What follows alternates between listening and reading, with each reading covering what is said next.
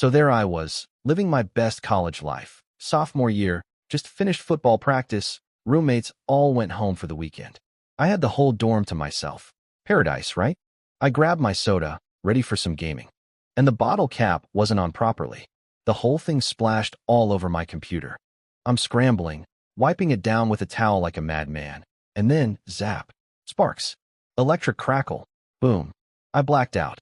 Next thing I know, I'm waking up in a graveyard. Not a nice, well-maintained cemetery with flowers and benches. No, no, no. A creepy, abandoned mass grave situation. Pale moonlight. Spooky vibes. The full horror movie package. And then a voice pops up out of nowhere. Welcome to the 9 provinces continent. Host has been bound. I nearly died. I'm sitting next to a pile of graves, and some mysterious voice is talking to me. I thought it was a ghost. But no, it's a system, like from those novels I've read hundreds of. It showed me my stats. Host, Cloud Ting, mortal, 6 out of 10, strength, 5 speed, 9. So let me get this straight. I got electrocuted by soda-flavored computer juice and got transported to another world? This is the kind of thing that only happens in books and movies. How is this real?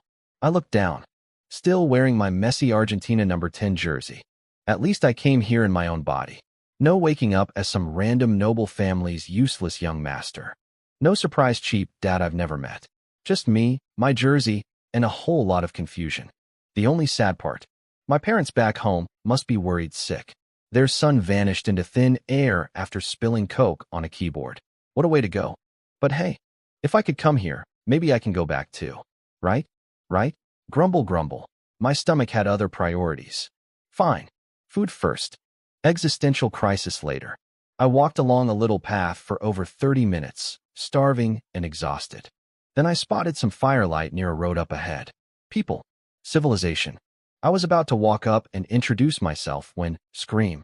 2 people dropped. Then I saw a gang of very scary-looking thugs with actual swords chasing 2 guys in official uniforms. Constables, basically the local police. I dove into the bushes so fast. The leader of the thugs was laughing like a villain straight out of a movie. You can't run. Ha ha. You thought you could ambush me? With your pathetic 2 3-star skills? One of the constables shouted back, Scarface. Since when did you reach 4-star warrior level, Scarface? And yep, the name checked out. This dude had a massive scar running from the top of his head all the way down past his mouth. When he smiled, it was the stuff of nightmares. Meanwhile, I'm crouching in the grass, close enough to practically touch these people, not even daring to breathe. Welcome to the 9 provinces continent, Cloud Ting. Day 1. No food, no weapons, no clue. Just a messy jersey and a prayer. Okay, so let me explain how badly things went for those constables. Their leader was a 4-star warrior.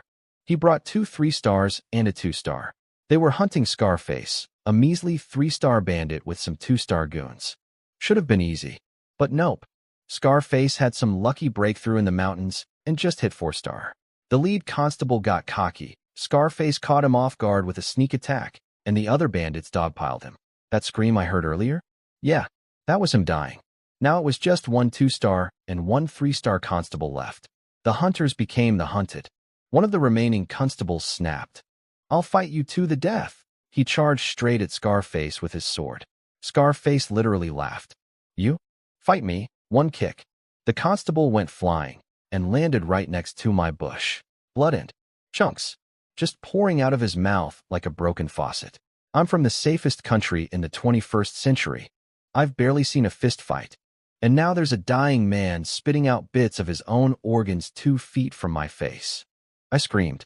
I slapped my hand over my mouth immediately, but it was too late. These guys are all warriors with superhuman hearing. Oh, someone else is here, Scarface said, probably thinking it was another ambush. Well, cover blown. I'm dead. Not even 1 day in this world, and I'm already getting murdered. What a speedrun. But survival instinct kicked in. Exhausted as I was, I bolted straight into the tall grass. Maybe I could lose them in there. Scarface took 1 look at me and saw I was just some random nobody with 0 cultivation. Not even worth his time. He sent 2 lackeys after me and went back to finishing off the 3-star constable. Hey kid, you can't run. When I catch you, I'll skin you alive and eat you raw. Great. Very motivating. I ran like my life depended on it, because it did. Back at school, I was a track star. Top 3 in the campus sprint events. I was using every last drop of energy in my body, and I still couldn't shake these two thugs. Of course I couldn't. I'm a regular human racing against two actual warriors. The only reason they hadn't caught me yet was because they were playing with me, like a cat batting around a mouse. Then I remembered, wait, I have a system. System. Got any way to save my life here? I'm about to die. System. Hello? I just bonded with you. Where's my welcome gift? Starter pack? Newbie experience card? Revival token? Summoning scroll? Every other novel gives the main character a beginner bonus. Are you a bootleg system? What is the point of you? This golden finger is completely useless. Am I not the main character? Heavens! Earth! Why are you doing this to me? I was screaming at the sky while running for my life. The bandits behind me were cracking up. Huh, is this kid crazy? How amusing. All right, enough playing around. Grab him.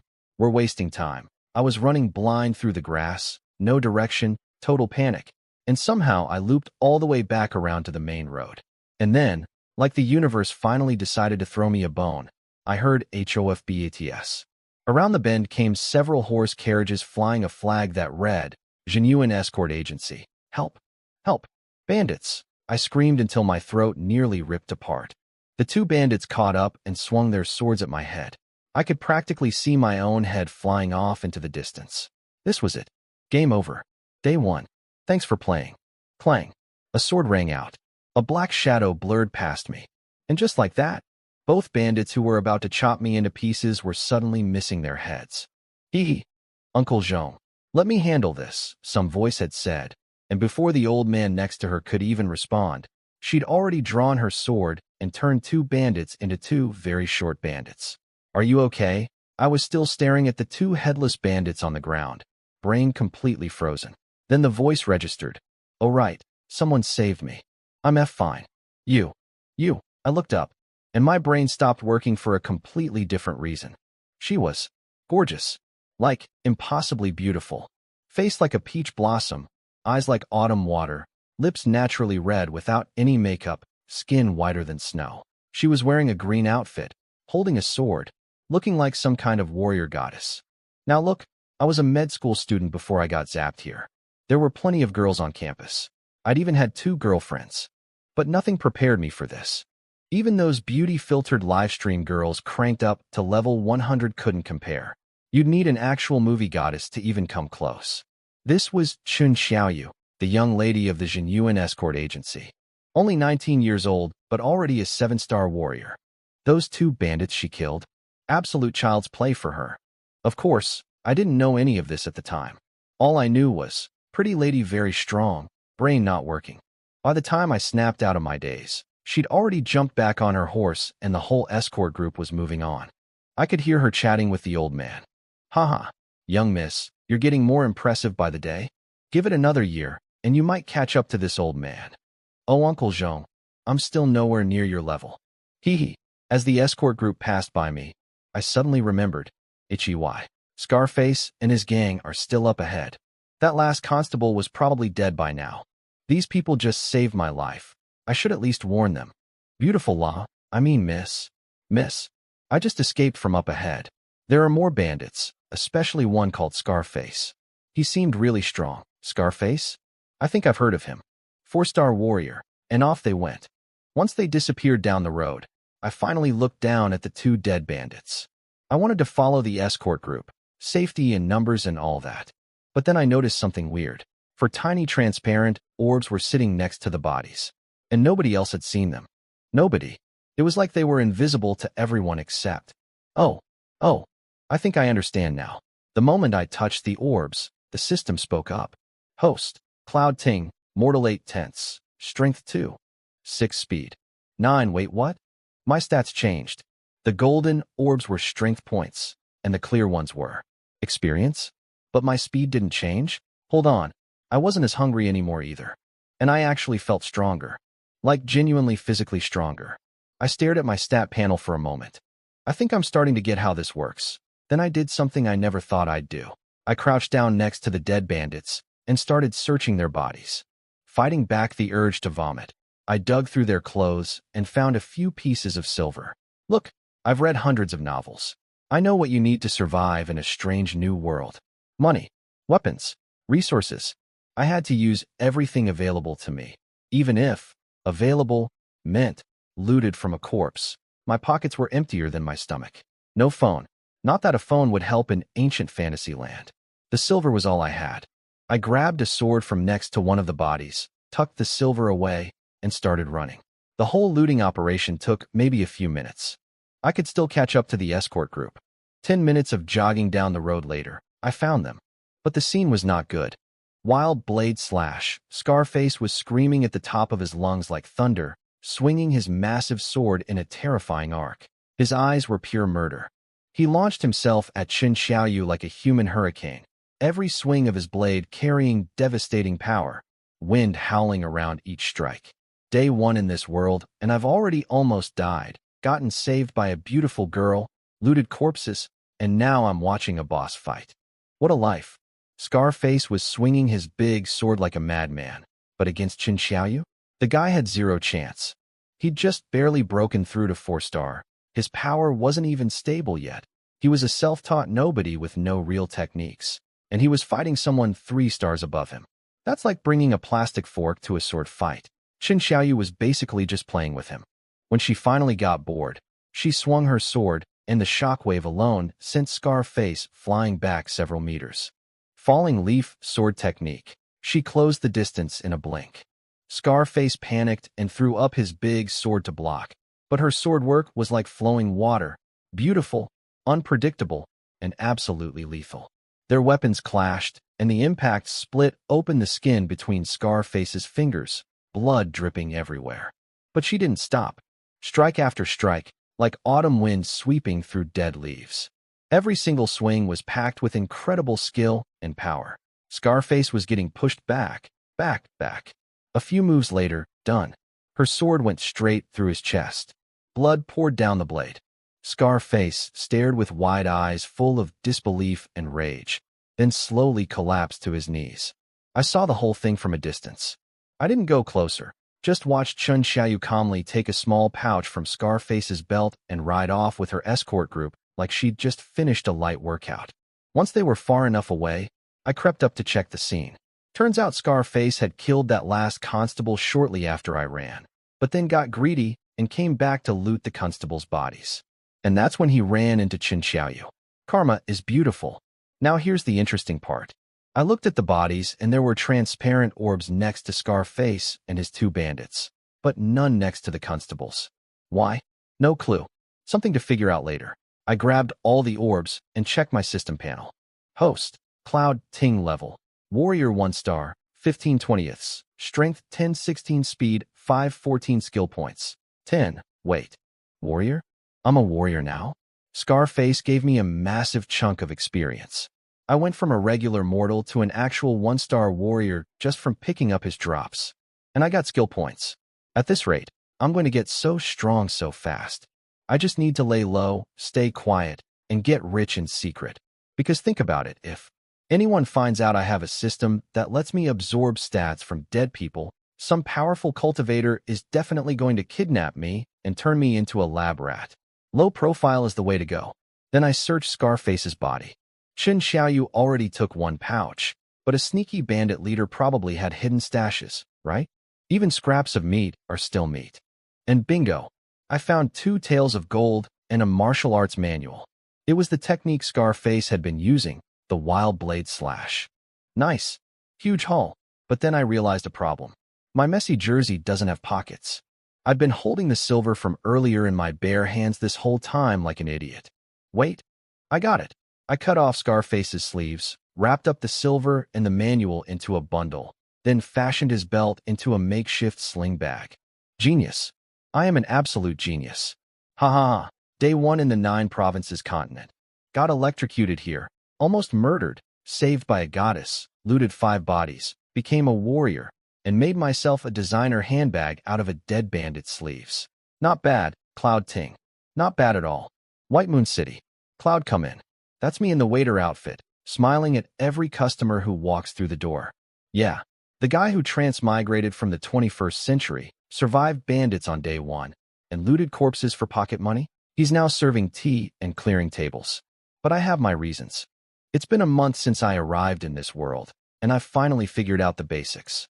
This place is called the Nine Provinces Continent. I'm in a small city called White Moon City, in the Qing Kingdom, Southern Cloud Province. This world is all about martial strength. Hundreds of different races, and everyone worships power.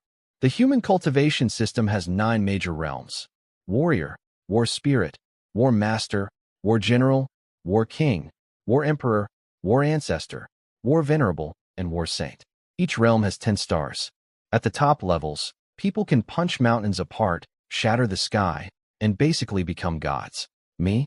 I'm a 1-star warrior working as a waiter, living the dream. So why did I choose this job? Simple. It's the perfect setup. First, information. The inn is the biggest in White Moon City. Travelers from everywhere pass through here, swapping stories, sharing news, gossiping about the world. I just smile, pour their drinks, and absorb everything. It's like having a living encyclopedia walk through my door every single day. Second, and this is the real reason, the kitchen kills at least 10 demon beasts every day for food. Sometimes 20. Sure, most of them are just common grade or early first-tier beasts, so the attribute drops are tiny. But quantity, baby. Steady, reliable, daily gains. Oh right, demon beasts here are ranked from 1st tier to 9th tier, with each tier split into early, mid, and late stages. The common grade ones are basically just regular animals, not even real demon beasts. But they still drop attribute orbs for me. Every day, I find excuses to help out in the kitchen. Chop up a few red shell beasts here, butcher some black rock pigs there. Collect my little invisible attribute orbs. Nobody suspects a thing. After a long day of work, I drag myself back to my room. And I use the word room very generously. This place is barely a few square meters. There's a tiny broken bed and a wobbly wooden table, and that is it. No space for anything else. It's basically a closet that charges rent. But hey, it's the cheapest place in White Moon City. On my first day in the city, I used some of those silver pieces to buy normal clothes. Because walking around in a messy Argentina jersey was getting me stared at like I was an alien. Which, technically, I am, but they don't need to know that. As for the 2 taels of gold I found on Scarface, hidden away. I didn't even know how much money was worth in this world yet. And flashing gold around when you're a random waiter is a great way to get robbed, or worse. Keep the wealth hidden. Stay careful. No mistakes. The way of laying low is the true path. Stay alive long enough and you will get strong. That's my motto now. No rushing. No showing off. Just a humble waiter quietly collecting invisible power orbs from dead pigs in the kitchen. The greatest cultivation cheat in history, and it looks like washing dishes. I pulled up my system panel and couldn't help but grin. Host, Cloud Ting level, Warrior 3-star, 23/40ths, Strength, 58 Speed, 46 Skill Points, 5 Martial Technique. Wild Blade / 100%. 1 month ago, I was a nobody. Not even a warrior. Just some college kid in a messy jersey standing in a graveyard. And now, 3-star warrior. A genuine small-time expert. If anyone found out a regular mortal hit 3-star in 1 month, their jaws would hit the floor and keep going straight through to the other side of the planet. White Moon City isn't exactly packed with powerhouses either. The strongest person here is the city lord, Sun Chong, warrior 9-star. Then you've got the 2 big family heads, the Li family and the Wang family, both 8-star. Their elders are mostly 5 or 6-star. On paper, I'm only 3-star, but my actual strength tells a different story. My power stat is close to a 6-star warrior, and my speed is near 5-star level. In this little city, I can at least protect myself now. After a month of experimenting, I've also figured out exactly how my system works. When anything dies, humans, demon beasts, whatever, it drops transparent orbs. The stronger the creature, the better the drops. Gold orbs are strength. Cyan orbs are speed. Red orbs are skill points. And faintly glowing white orbs are experience. One important catch, though, the orbs only last 10 minutes. Then they vanish. That's why the constables who died earlier that first night had no orbs when I got to them. Too much time had passed. As for skill points, they boost martial technique mastery. I spent 30 points maxing out Wild Blade Slash to 100% proficiency. Not bad for a technique I literally stole from a dead bandit. Speaking of techniques, I learned at the end that martial arts are ranked in 4 tiers: Yellow, Mystic, Earth, and Heaven. Each tier splits into lower, middle, and upper grade. My Wild Blade Slash. Yellow tier, lower grade. The absolute bottom of the rankings. But honestly, most warriors don't even have a technique, so even the worst one puts me ahead of the crowd. Lucky me. But I've hit a wall. My leveling speed is getting slower. I'm 3-star now, and those common grade and early first-tier beasts in the kitchen barely give me anything anymore. It's like trying to level up by fighting slimes when you're already past the tutorial zone. I can also gain experience through meditation, but that speed? Painfully slow. Like watching paint dry in slow motion. Underwater. Time to change things up, maybe. The Sunset Forest? I frowned at my own suggestion. The Sunset Forest is a demon beast forest not far from White Moon City, packed with powerful creatures, but also full of treasures and opportunities. Adventurers and warriors go there all the time to hunt and explore. Going there would be a huge upgrade from chopping kitchen pigs, but it's also genuinely dangerous. And danger is not my style. Then again, I'm a 3-star warrior with stats close to a 5-star. If I stick to the outer edges and stay careful, it should be fine. Probably. Hopefully. Maybe. I'm a 3-star warrior now. My real combat power isn't worse than your average 5-star. Just stay on the outskirts, keep my eyes open, and I should be okay. But first, preparations. After thinking it through carefully, I made my decision. Sunset Forest, here I come. I jumped off my bed, grabbed my sword, and pried open the stone brick under the bed frame. Reached in and pulled out 2 gold pieces. Time to go shopping. White Moon City is a cheap place to live. 2 gold taels. A regular person could survive on that for over a year. But for warriors? 2 gold can't even buy you half a pill. The cheapest pill, the fasting pill, costs at least 20 gold. And the next one up, the chi gathering pill? That costs 1 spirit stone. 1 spirit stone equals 100 gold taels. And good luck actually exchanging gold for spirit stones at that rate. You need to throw in an extra 2 or 3 gold just to convince someone to trade. So yeah, pills were not in my budget. I spent my 2 gold on practical stuff: dried food, blood-stopping powder, insect repellent, the basics. Adventuring on a broke man's budget. Next morning, crack of dawn, I geared up and headed out to the Sunset Forest. This place is massive. It sits on the western edge of Cloud Province, stretching tens of thousands of miles along the border of the 100,000 mountains. Dozens of countries surround it and depend on its resources. People have found incredible treasures in there and skyrocketed to fame. Others walked in and never walked out. And it's not just the demon beasts. Robbery and murder between humans happen plenty too. Some entire nations have been wiped out by beast tides pouring out of this forest. Lucky for Qing Kingdom, though, we're at the tail end of the forest where the really terrifying beasts don't roam. Several generations of decent kings kept things stable and prosperous. The moment I stepped inside, drip, drip, drip. Rain. Of course. The sky went dark like someone flipped a switch, and suddenly I'm standing at the entrance of a spooky forest with black clouds overhead like the beginning of every horror movie ever. But actually, rain might be good. It masks my scent and keeps the bugs and snakes away. Silver lining. Slippery mountain paths? Not a problem for a warrior. I picked up the pace and scanned my surroundings carefully. Near the entrance, I spotted some scattered footprints. Other people had been through here recently. I followed them cautiously, staying alert. Then I noticed a quiet side path that barely anyone seemed to use. Winding and narrow, thick vegetation on both sides, mysterious vibes. Most people would probably avoid it. I went straight down it. Quiet paths mean less competition and more hidden goodies. I crept along without making a sound, eyes scanning everything. And just 5 minutes in, jackpot. 3 bright yellow flowers swaying in a thick bush. I looked closer and nearly screamed with joy. Yellow essence grass. 3 whole stalks.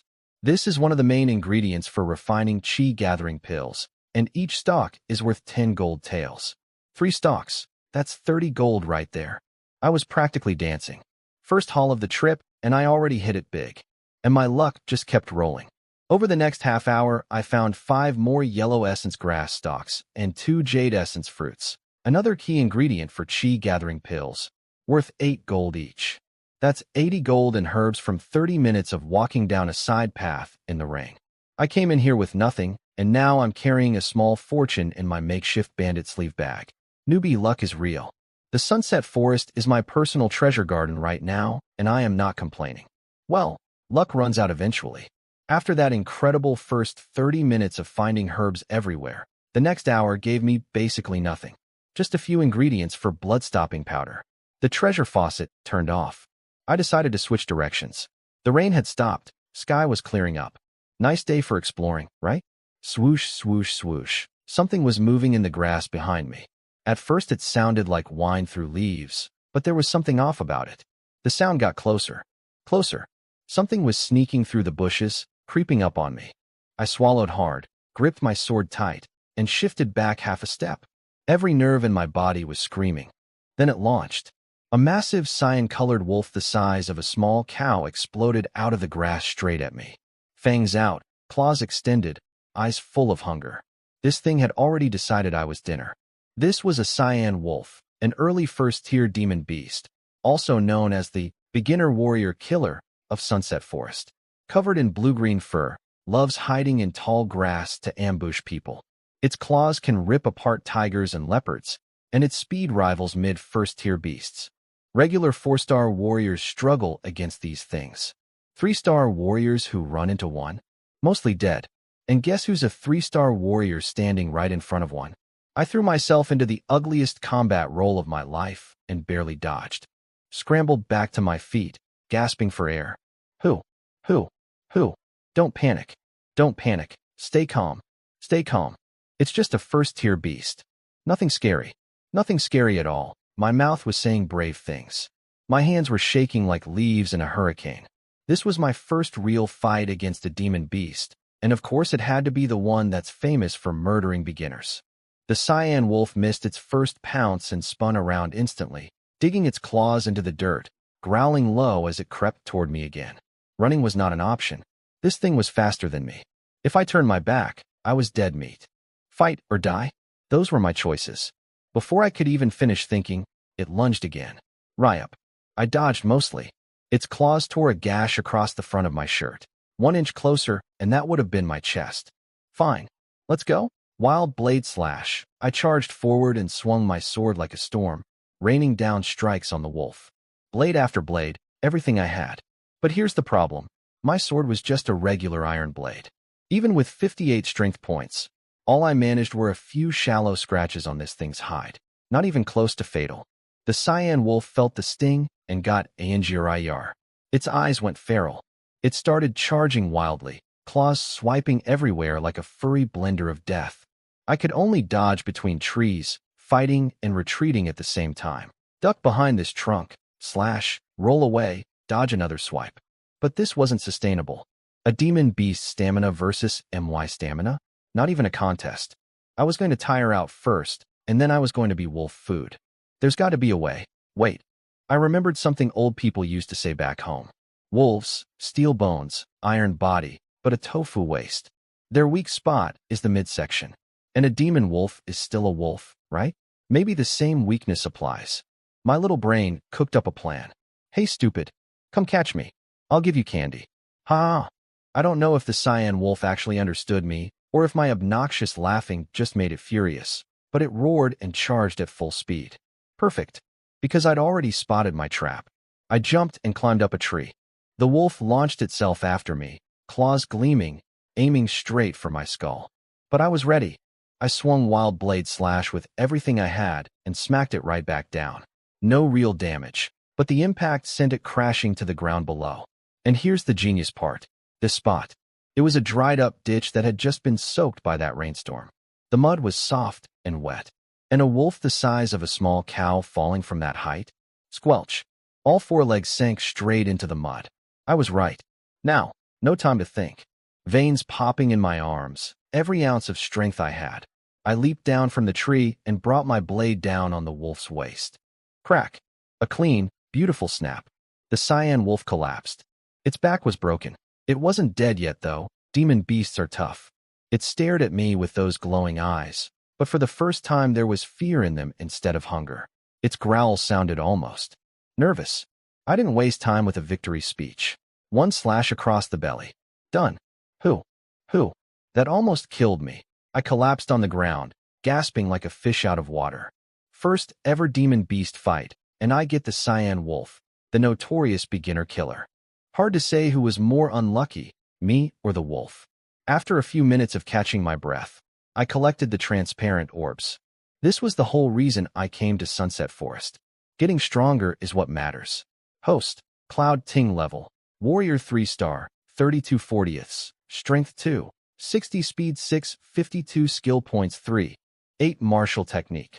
Wild Blade slash 100% not bad at all. The Cyan Wolf was actually stronger than Scarface, so the drops were solid. Since the Wolf's main talent was speed, the speed boost was bigger than strength. My power is now at 6-star Warrior level, and my speed jumped up nicely too. The experience was a bit less than Scarface gave me though, since I'm already 3-star now. Higher level means diminishing returns. Classic RPG mechanics. Ugh, if only I had a storage bag. I'd learned by now that the little pouch Chun Xiaoyu took from Scarface was a legendary storage bag, basically a pocket dimension that can hold anything. In all of White Moon City, only the city lord and the two big family heads own one. Where Scarface got his, who knows, but it probably helped him reach 4-star. This wolf carcass was a gold mine. Hundreds of pounds of beast meat worth at least 50 gold. The wolf skin alone was a luxury item rich people would fight over. The fangs and claws, premium crafting materials. And I had to leave most of it behind because I had no way to carry it all. I did what I could. Pulled out the fangs, cut off the claws, skinned the whole thing, and washed the hide clean. Then I wove a basket out of tree vines and stuffed everything in. Walking out of Sunset Forest looking like a fur trader who got lost on his way to market. But hey, one dead wolf, a basket full of loot, pockets full of herb money, and stats pushing towards 6-star. Not a bad day's work for a former waiter. First things first, gotta hide this loot. I found a clean stone cave nearby, stashed the vine basket inside, sprinkled insect repellent powder around it, and covered the entrance with branches. Can't be too careful. With one wolf kill under my belt, my confidence was through the roof. Time to hunt. I stayed around the same area, picking off lone demon beasts one by one. 30 minutes. Found 2 flame chickens. Took them out easy peasy. Another 30 minutes. 1 red shell beast. 1 slash. Done. Another 30 minutes. An iron armored rhino. This one was tough. Took everything I had, and I ended up luring it into that same muddy ditch. Old tricks work best. I kept it simple. Only early first-tier beasts. The attribute drops were small per kill, but it was safe and steady. No hero plays, no unnecessary risks. And the best part? My combat skills were improving fast. That first fight with the Cyan Wolf was pure panic and luck. By the end of the day, I was taking down red shell beasts in just a few moves. Practice makes perfect, even in a fantasy death forest. When the sun started setting, the forest turned golden and beautiful, like something from a painting. But I knew better. Sunset Forest at night is when the real monsters come out. I packed up everything, threw the vine basket on my back, and got out of there. I found a stone cave on a hillside, checked it was safe, sprinkled repellent powder at the entrance, and tied a string with a little bell across the opening. Makeshift alarm system. Anything comes in, I hear it. Then I pulled out my flint stones and started building a fire. Growing up in the countryside finally paying off. Plus all those survival shows I used to watch back home. Turns out binge-watching Bear Grylls knockoffs was actually useful life preparation. I took one of the cleaned flame chickens, stuffed it with herbs and spices, wrapped it in a lotus leaf, packed it in mud, and buried it in the fire to roast. While that was cooking, I checked my stats.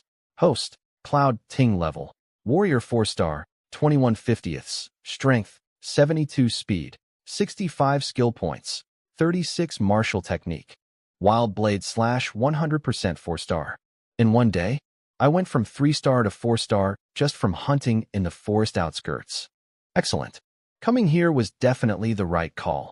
I looked at my basket full of materials: cyan wolf skin, wolf fangs, iron armored rhino horn, human face spider legs, black water scorpion stingers.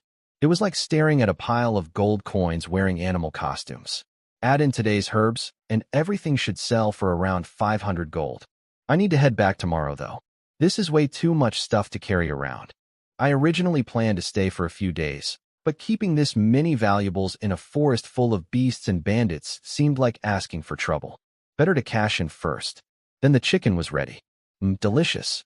Crispy on the outside, juicy on the inside. The flame chicken might be the weakest demon beast in existence. Absolutely pathetic in combat. But the meat? Oh my God. Incredible. With the herbs and spices, it was the best thing I'd eaten since arriving in this world.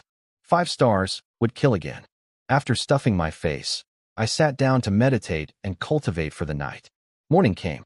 I checked my experience. 1 whole night of meditation gave me 1 point. From 21 to 22 out of 50. Yeah. If I relied purely on meditation, I'd be old and gray before I got anywhere. Of course, if anyone in White Moon City heard me complaining, they'd want to slap me. 1 point per day of meditation? That means reaching Warrior 9-star in just over a year. City Lord Sun Chong is over 40 years old, spent who knows how much on pills and spirit stones, and he's only at 9-star peak. And here I am whining about being too slow. Some people really don't know how good they have it. That person is me. I am that person. As a good student from the 21st century, I made sure to put out my campfire before leaving. Forest fire prevention is everyone's responsibility. Some habits die hard. I grabbed my vine basket, stepped out of the cave, and stretched.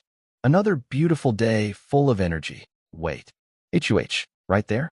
On the rock wall next to the cave entrance. A blood ginseng. Just growing there like it was waiting for me. I'd walked right past it last night in the dark and completely missed it. This thing is one of the main ingredients for refining first-grade upper-tier pills. The Yuan cultivation pill and the body tempering pill. Let me explain why that's a huge deal. In the 9 provinces continent, there's this super prestigious profession called pill refiner. These people can create magical pills that boost warrior strength, cure diseases, and even extend lifespans. They're ranked from level 1 to 9, same as warriors, and high-level refiners are so rare that every major power fights to recruit them. Pills are also ranked 1 through 9, each split into lower, middle, and upper grade. The price differences are insane. A first-grade lower pill like the fasting pill, 20 gold. A first-grade middle pill like the Qi gathering pill, 100 gold, 1 spirit stone. A first-grade upper pill like the Yuan cultivation pill or body tempering pill, 100 spirit stones. That's 10,000 gold per pill. And blood ginseng, being the key ingredient, worth 20 spirit stones by itself, 2,000 gold. And it's so rare you basically can't find it even if you have the money. I was literally drooling. When luck comes knocking, nothing can stop it. Ha ha ha. I grabbed a vine on the rock wall and climbed up like a gecko. Reached the ledge in no time, grinning so wide my face nearly split in half. I reached out to grab it, and a cold gust of wind hit me. And something in my gut said stop. They always say powerful herbs have guardian beasts nearby. What if? I froze and stared hard at the area around the blood ginseng. And then I saw it. The vine, coiled around the base of the herb, was way too thick compared to the other plants. And it was moving. Slightly. Slowly. Breathing. My heart rate tripled. That wasn't a plant. That was a snake. But here's the thing. I had the advantage. Snake-type demon beasts are basically blind. They sensed the world through their tongues. So it knew a human was approaching, but it had no idea I was standing there with my sword raised, staring directly at it. I crept closer, 1 meter away from the blood ginseng. And then whoosh. The snake exploded forward like an arrow, mouth wide open, fangs aimed at my face. But I was ready. 1 sidestep to dodge the head, and then, wild blade slash. I cut the 5-meter-long snake clean in half. It thrashed around for a second, so I chopped the head off for good measure. Now I could finally see what I'd killed, a cyan scale python, a mid-first-tier demon beast. Stronger than everything else I'd fought yesterday, and I just one-shot it. Being prepared really does make all the difference. That snake never stood a chance against a guy who was already staring at it with a sword ready. Sneak attacks only work when both sides don't know what's coming. Now then, time to collect my blood ginseng, my snake drops, and my massive grin. The cyan scale python was actually pretty terrifying when I think about it. As a mid-first-tier beast, its combat power matched a 4-star warrior. But the real danger was its talent for hiding and its venomous fangs. 1 successful sneak attack, and even a 6-star warrior could get poisoned to death. Good thing I was paranoid enough to spot it first.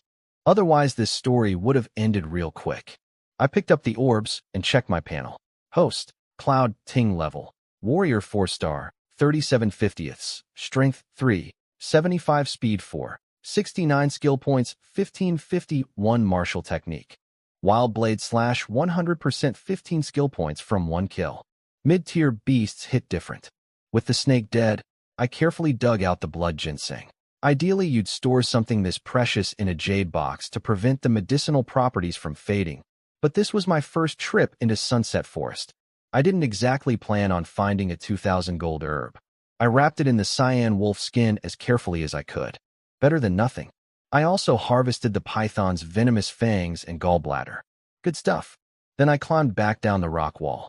The second my feet touched the ground, "Hey kid, hand over those herbs, and this young master might spare your life." I turned around. 2 people had walked out of the trees. An old man in gray robes with a completely blank expression, and a young guy in spotless white clothes looking like some kind of elegant scholar prince. They moved so lightly it was like they were floating. The young one had sharp eyebrows, perfect features, and the most punchable smirk I'd ever seen. He was holding a folding fan, waving it around like he owned the whole forest. "Kid, I am Li Feng, young master of the Li family of White Moon City. Hand over your herbs obediently, or else." Heh. He tilted his chin up and looked at me sideways like I was dirt on his shoe. I have never wanted to slap someone with a shoe sole more in my entire life. But I wasn't stupid. I could tell Li Feng was a 4-star warrior, same level as me. The problem was the old guy behind him. 6-star warrior. Definitely a Li family elder, acting as a bodyguard. The fact that they assigned an elder to babysit this brat meant Li Feng's status in the family was no joke. And there was a reason for that. Li Feng might only be 4-star in combat, but he was a pill refiner, capable of making first-grade mid-tier pills.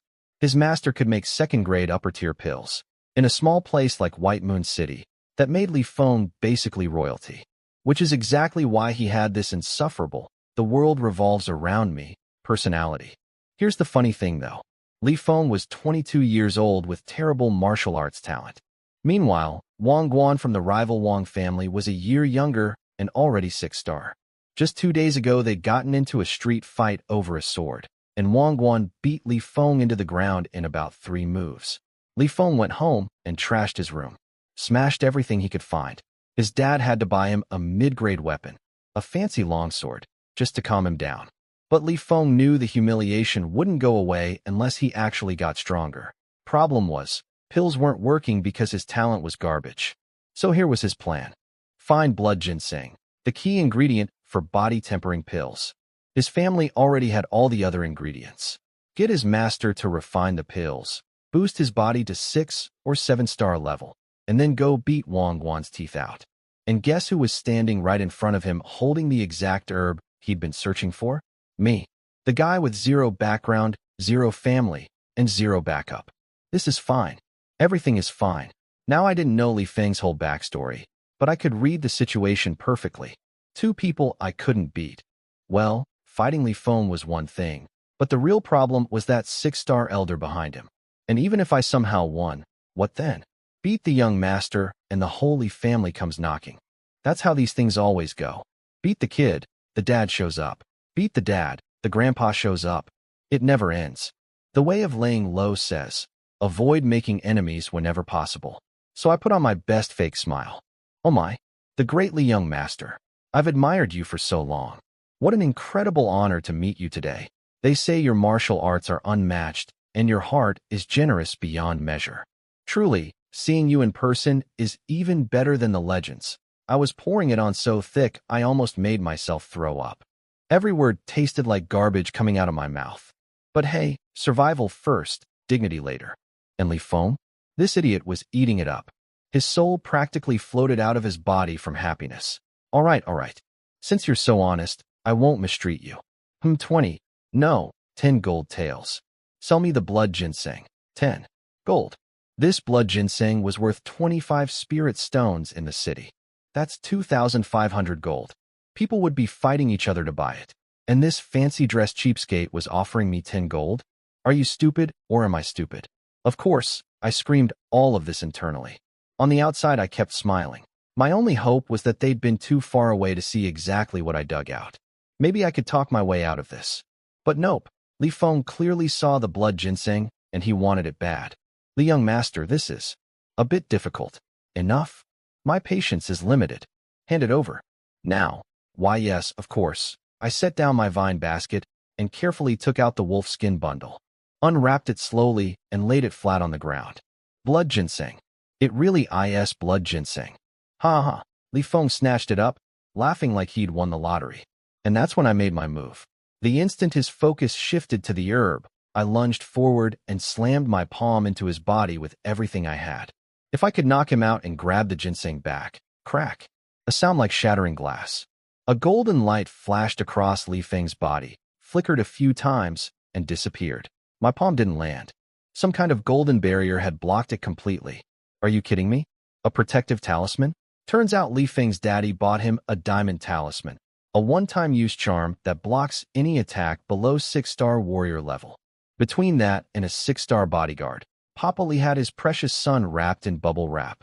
Rich people are so annoying. I tried to follow up with another strike, but Li Feng wasn't completely stupid. He jumped back several steps, clutching the blood ginseng. Young master, are you all right? The old elder rushed forward and shielded Li Feng behind him. Heh, didn't see that coming. You've got guts, kid. Li Feng's face twisted with rage. Fifth elder, stand down. He's just a 4-star. I'll handle him myself. I'm going to break every bone in his body. His eyes were practically popping out of his head. Which hand did you hit me with? The right one? Good. I'm going to slice it off piece by piece and feed it to you. Don't die too quickly now. A long sword appeared in his hand out of thin air, and the blood ginseng vanished.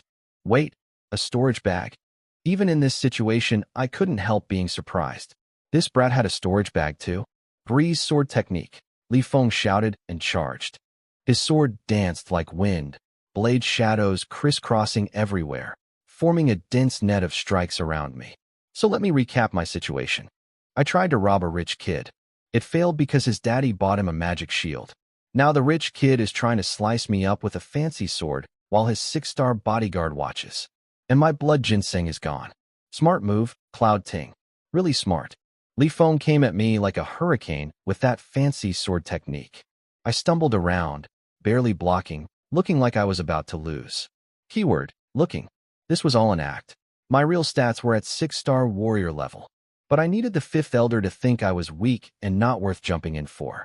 So I played the helpless victim, fumbling around while Li Feng thought he was dominating. Only problem, my cheap iron sword versus his magical weapon was not a fair matchup. After just a few clashes, my blade looked like someone had been chewing on it. I fought and retreated, constantly checking the 5th elder's position with the corner of my eye. Because here's the thing, since I'd already made my move, both of them had to go. If I left either one alive, the entire Li family would come hunting me down. No half measures. How dare you look away during our fight? Li Feng shouted, bringing his sword down again. Crack. My sword snapped in half. Li Feng looked smug. Big mistake. You think because the tiger doesn't roar? Hello Kitty. The distance between us and the 5th elder was finally big enough. No more acting. With 69 speed, I sidestepped his next attack like it was moving in slow motion, and then, full power palm strike straight to his chest. All 75 points of strength behind one hit. Li Feng's body launched backward like a cannonball. Boom. He smashed into the rock wall behind him and slid down to the ground. Face white as paper. Blood trickling from his mouth. Done. I stood there calmly, staring down at him with cold eyes. The fun and games were over. Young master. The 5th elder finally realized what happened. 1 second ago his young master was winning, had even broken my weapon, and now he was crumpled against a wall half dead? A 6-star warrior can cross a few dozen meters in seconds. But seconds was all I needed. Don't kill me. Don't kill me. My father is the Li family head. 8-star warrior. You wouldn't dare. I slit his throat before he finished the sentence. Blood everywhere. Look, I prefer laying low. I can swallow my pride. I can smile and flatter idiots. But once the decision to fight is made, no hesitation, no mercy. If I leave him alive, he tells Daddy, and Daddy brings the entire Li family to crush me. Li Feng had to die. Simple math. You killed the young master. I'll tear you to pieces." The fifth elder let out a scream so full of rage it could have set the forest on fire. His eyes were bulging, his whole body shaking, his sword trembling in his hands. He'd personally guaranteed Li Feng's safety to the family head, and now there was just a corpse on the ground. How was he going to explain this? "Today is the day you die," he launched at me, sword thrusting forward with 6-star killing intent. I raised my broken sword to block, but a broken blade against a 6-star warrior? Yeah, not great. His sword sliced right past my guard and cut open my arm. I stumbled back 2 steps, then threw the broken blade at his face. It wasn't going to hurt him, but it forced him to dodge, and in that split second, I dove for Li Feng's dropped longsword. Now I had a real weapon, a magical grade sword versus a 6-star elder. The real fight was about to begin. I don't know any sword techniques, not a single one, but with speed close to a 7-star warrior and strength to match, I didn't need fancy moves. Every swing of that magical sword cut through the air with a whistle, the blade flashing cold light. No style, no elegance, just raw power and speed smashing forward like a freight train. Simple, direct, brutal, and honestly, it was working. The longer I fought, the more comfortable the sword felt in my hand. But the fifth elder was no joke. This old man had been a 6-star warrior for years, decades of real combat experience. He knew every trick in the book. I'd land a hit, and he'd instantly counter. I'd find an opening, and he'd already be adjusting. Pure stats versus pure experience, and we were dead even. He was surprised too. He'd expected to squash me like a bug, and instead he was locked in a real fight with some random kid. But he didn't panic. Old warriors don't panic. He just kept switching tactics, probing for weaknesses, playing the long game. So we went back and forth. Slash, dodge, counter, clash. Both of us picking up fresh cuts and bruises as the minutes dragged on. Both breathing harder and harder. But here's where youth had its advantage. I was tired, sure, but I was young. The fifth elder? He was old. His stamina was fading faster than mine. After we traded palm strikes and both jumped back a few steps, I could see it in his face. He was running out of gas. Time for some psychological warfare. Huh. Hey, old man. Is that all you've got? I kept taunting him while secretly pulling out a packet of blood-stopping powder and sprinkling it on my arm wound. Weren't you just screaming about tearing me to pieces? Come on then. Come on. You're asking for death. His eyes went wild with rage. Let me show you the breeze sword technique. He launched forward, sword dancing like a storm. Fast, sharp, relentless. I gripped my sword with both hands and answered with wild blade slash, using the sword like a big, heavy cleaver. The impact smashed his sword aside, knocking it wide open. But the old man didn't flinch. He saw my center was completely exposed and drove his palm straight at my chest. Years of battle instinct. He didn't even need to think. Well, I wasn't backing down either. I threw my fist right at him. We both chose to trade blow for blow. Boom. URGH. His palm hit my chest like a sledgehammer. My entire body flew backward through the air, blood spraying from my mouth in a red mist. The pain was unreal, like every rib was screaming at once. But my fist connected too, smashed right into his shoulder. I heard the bone crack. His sword dropped to the ground. His right arm went completely limp, dangling uselessly at his side. His face turned white as he clutched the shattered shoulder, sweat pouring down his forehead. So there we were, me on the ground spitting blood, him standing with a broken arm and no weapon. Both of us wrecked. Neither of us finished. This fight wasn't over yet. The fifth elder stared at me with murder in his eyes. Broken arm and all, he picked up his sword with his left hand and started walking toward me. Step. By. Step. I dragged myself off the ground, blood still dripping, and stared right back. Huh. In the end, you're still going to die at my hands. Boy, he was grinning through the pain. Oh yeah? Don't celebrate too early. Hee hee. Inside my head I was counting. Stay calm. It should be almost time. Celebrate? What are you going to do about? URGH. His whole body seized up. His blood froze. A wave of cold shot straight to his brain. Then he vomited a mouthful of black blood and collapsed to his knees right in front of me. Pea poison. That's right, old man. See, that whole trading blow for blow thing? I wasn't being stupid or reckless. That was the plan. Way back when I was pulling out my blood-stopping powder, I'd secretly palmed the cyan scale python's venomous fang. When I deliberately left myself open and threw that punch at his shoulder, I wasn't just breaking his arm. I was stabbing the fang into his flesh. He was in too much pain and too exhausted to notice a tiny prick. By the time the poison kicked in, it was already game over. I limped over to him, checked his breathing, still alive, just knocked out from the venom. No point in waiting around for him to wake up. One sword thrust. Done. Who? Thank God I kept that trick hidden. No time to rest, though. I collected all the attribute orbs from both bodies, grabbed everything valuable, including both their weapons, loaded up my vine basket, and got out of there fast. 30 minutes later, I found a small valley and finally stopped to treat my wounds and sort through my loot. The fifth elder had a bottle of chi-gathering pills, 3 spirit stones, and his magic grade sword. Probably kept most of his savings at home. Smart old man. Just not smart enough. And then, Li Feng's storage bag. I'd been drooling over storage bags ever since I learned what they were. Only 3 people in all of White Moon City owned one. And even if they were for sale, I couldn't afford it. But Li Feng got his from his pill refiner master. And now that Li Feng was dead, the bag had no owner. I bonded with it instantly. My storage bag now. 1 cubic meter of space. Beautiful. Inside I found the blood ginseng. Hello again, old friend, and 4 books. First, the Wind Spirit Technique. A yellow-tier upper-grade cultivation method, gifted by Li Feng's master. Cultivation techniques are ranked just like everything else. Yellow, Mystic, Earth, Heaven, each with lower, mid, and upper grades. A good technique can massively speed up training. But I took one look at it and tossed it aside. Even with this fancy method, meditation was still slower than just killing a few demon beasts. Why sit around breathing when I could be collecting orbs? Second, Breeze Sword Technique Manual. Yellow tier mid-grade. The Li family's signature sword style. Nice. Now I could actually learn proper swordsmanship. Third, the Tyrant Body Scripture. Yellow tier upper grade. A body cultivation technique. Body cultivators train their physical bodies to become basically indestructible.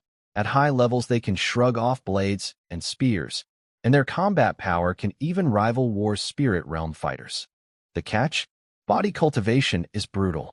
The training process is pure torture, and it requires massive resources with very little visible progress early on. Most people give up. That's why body cultivators are so rare nowadays. Li Feng had been searching for blood ginseng specifically to make body tempering pills to support his tyrant body training. He wanted to become a powerful body cultivator to beat up Wang Guan. Well, Li Feng, your dream didn't work out. But your books, your storage bag, your sword, your pills, and your blood ginseng? They're in very good hands now. The last book was called Beginner Pill Refiner's Complete Guide. Detailed instructions on first-grade pill refining techniques, illustrated descriptions of common herbs, and actual pill recipes, including formulas for chi-gathering pills, yuan cultivation pills, and body tempering pills. And of course, every pill refiner needs a furnace. I reached into the storage bag and pulled out a gorgeous bronze tripod cauldron covered in dragon and phoenix carvings, with tiny runes etched across every surface. This thing was a mid-grade magical artifact all by itself. My eyes were practically glowing. Maybe I could become a pill refiner too. The rest of the storage bag had 9 spirit stones, several bottles of pills, fasting pills, chi-gathering pills, antidote pills, and over 20 jade boxes full of herbs I couldn't even identify. Plus random daily supplies, and even a big cooking pot. Li Feng basically packed his entire life in here. I found out later that Li Feng had practically emptied his family's savings and even begged his father for 100 spirit stones just to buy that pill furnace. That's why he only had 9 stones left. But hey, his financial tragedy was my windfall. They really weren't kidding when they said murder and arson lead to gold belts. I checked my system panel. Host, Cloud Ting Warrior 5-star, 7/60ths, Strength, 83 Speed, 74 Skill Points, 75 Martial Technique. Wild Blade / 100% 5-star. Another level up. That fight was dangerous as hell, but the rewards were absolutely worth it. Then I noticed something weird. I touched my chest where the 5th Elder's palm strike had nearly caved in my ribcage. Nothing. No pain. I looked at the sword wound on my arm. Gone.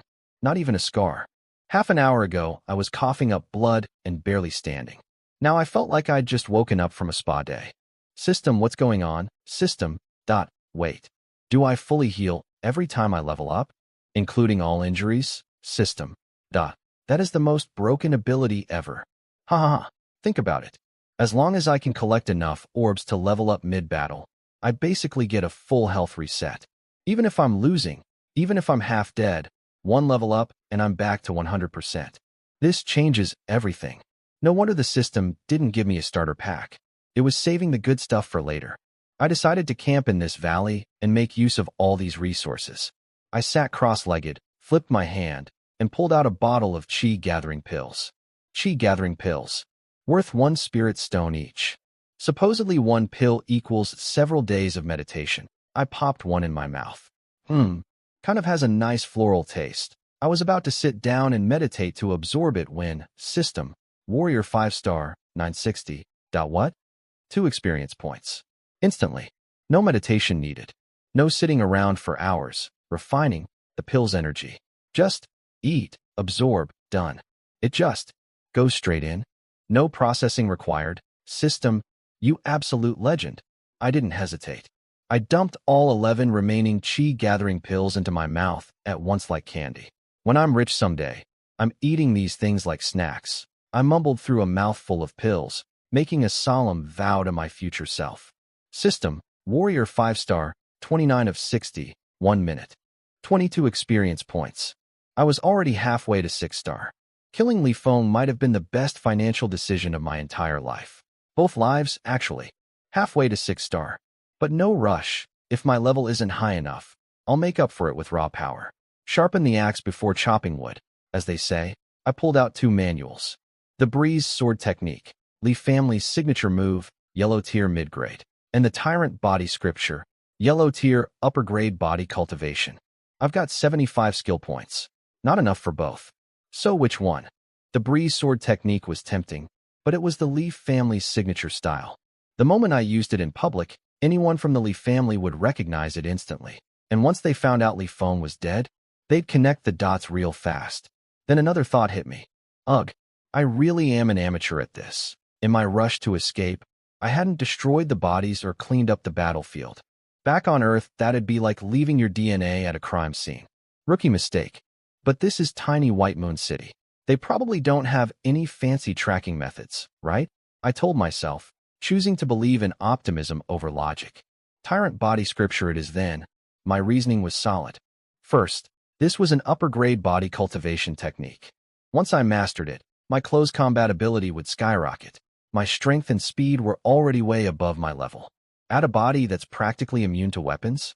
That's not just strong, that's a cheat code. And nobody would expect it, making it the perfect hidden trump card. Second, Li Feng's storage bag had all the herbs prepared for training the first 2 levels of the Tyrant Body Scripture. Level 3 needed body tempering pills, but I couldn't refine those yet anyway. 1 step at a time. Can't become a fat man in 1 meal. Decision made. No wasting time. The valley was perfect, thick forest for cover, and a stream nearby for fresh water. Like nature built me a personal training camp. I got to work. Piled up dirt into a makeshift stove. Pulled out Li Feng's big iron pot. Thank you for packing a cooking pot, dead rich boy, and set it up on top. Then I chopped some trees with my sword and carved out a wooden bucket, placed it above the pot. Filled it with water, lit a fire. Everything flowing smoothly. As the water heated up, I opened both the Tyrant Body Scripture and the Beginner Pill Refiner's Guide side by side. Following the instructions very carefully, I started adding herbs to the bucket one by one. White jade grass, bronze flower, stone rock fruit. Each herb released its own fragrance as it dissolved into the water. I was laser-focused, barely breathing. These herbs were expensive, and I couldn't afford replacements. One wrong temperature, one herb added too early or too late, and the whole batch would be ruined. I controlled the heat carefully, watching the water change as each ingredient merged in, making sure everything matched what the book described: color, smell, consistency, every little detail. Once all the herbs were in, the clear stream water had turned dark green, releasing a rich medicinal fragrance that filled the entire valley. Step 1. Success. It all comes down to this. Let's go. I stripped off all my clothes, took one deep breath. and jumped into the bucket. Day 2 in Sunset Forest. Killed a snake, murdered a rich kid and his bodyguard, inherited a small fortune, and now I'm sitting naked in a giant cooking pot full of magic herb soup in the middle of a mountain valley. If my college roommates could see me now. Hot, hot, hot, hot. That was my first reaction when I jumped into the bucket. Boiling herb water is not comfortable. But hey, I'm a warrior now. I adjusted to the temperature pretty quickly. I sat cross-legged in the bucket with just my head sticking out above the water like a human soup dumpling. Then I started circulating energy according to the Tyrant Body Scripture's instructions. 1 minute in, felt a little tingly. Like bug bites. No big deal. 2 minutes. The tingles turned into stabs. Like someone was jamming thousands of steel needles into every inch of my skin simultaneously. I gritted my teeth and started shaking. 3 minutes, my bones. It felt like every single bone in my body was being smashed to powder with a hammer and then glued back together. Over and over and over. I let out a groan I couldn't hold back. Sweat was pouring down my face in drops the size of beans. For minutes, my internal organs joined the party. It felt like millions of ants were eating my insides alive. I wanted to scream, but literally couldn't make a sound. My lungs wouldn't cooperate. 5 minutes. I was about to black out. My vision went dark. My brain was shutting down. Every cell in my body was sending emergency distress signals. I was genuinely starting to think I might die in a cooking pot full of green water in a random valley. But I held on. I don't know how. Pure stubbornness. The desperate desire to get stronger. The knowledge that if I quit now, all that pain was for nothing. My body was screaming stop, and my willpower was screaming keep going. A gentle breeze brushed my face. Soft as a mother's touch. I couldn't feel it at all. I slowly opened my eyes. 10 minutes. That's all it had been. 10 minutes. It felt like an entire century. Every second was an eternity of agony. I experienced what felt like dying and being reborn 1,000 times over in the span of a coffee break. But I made it.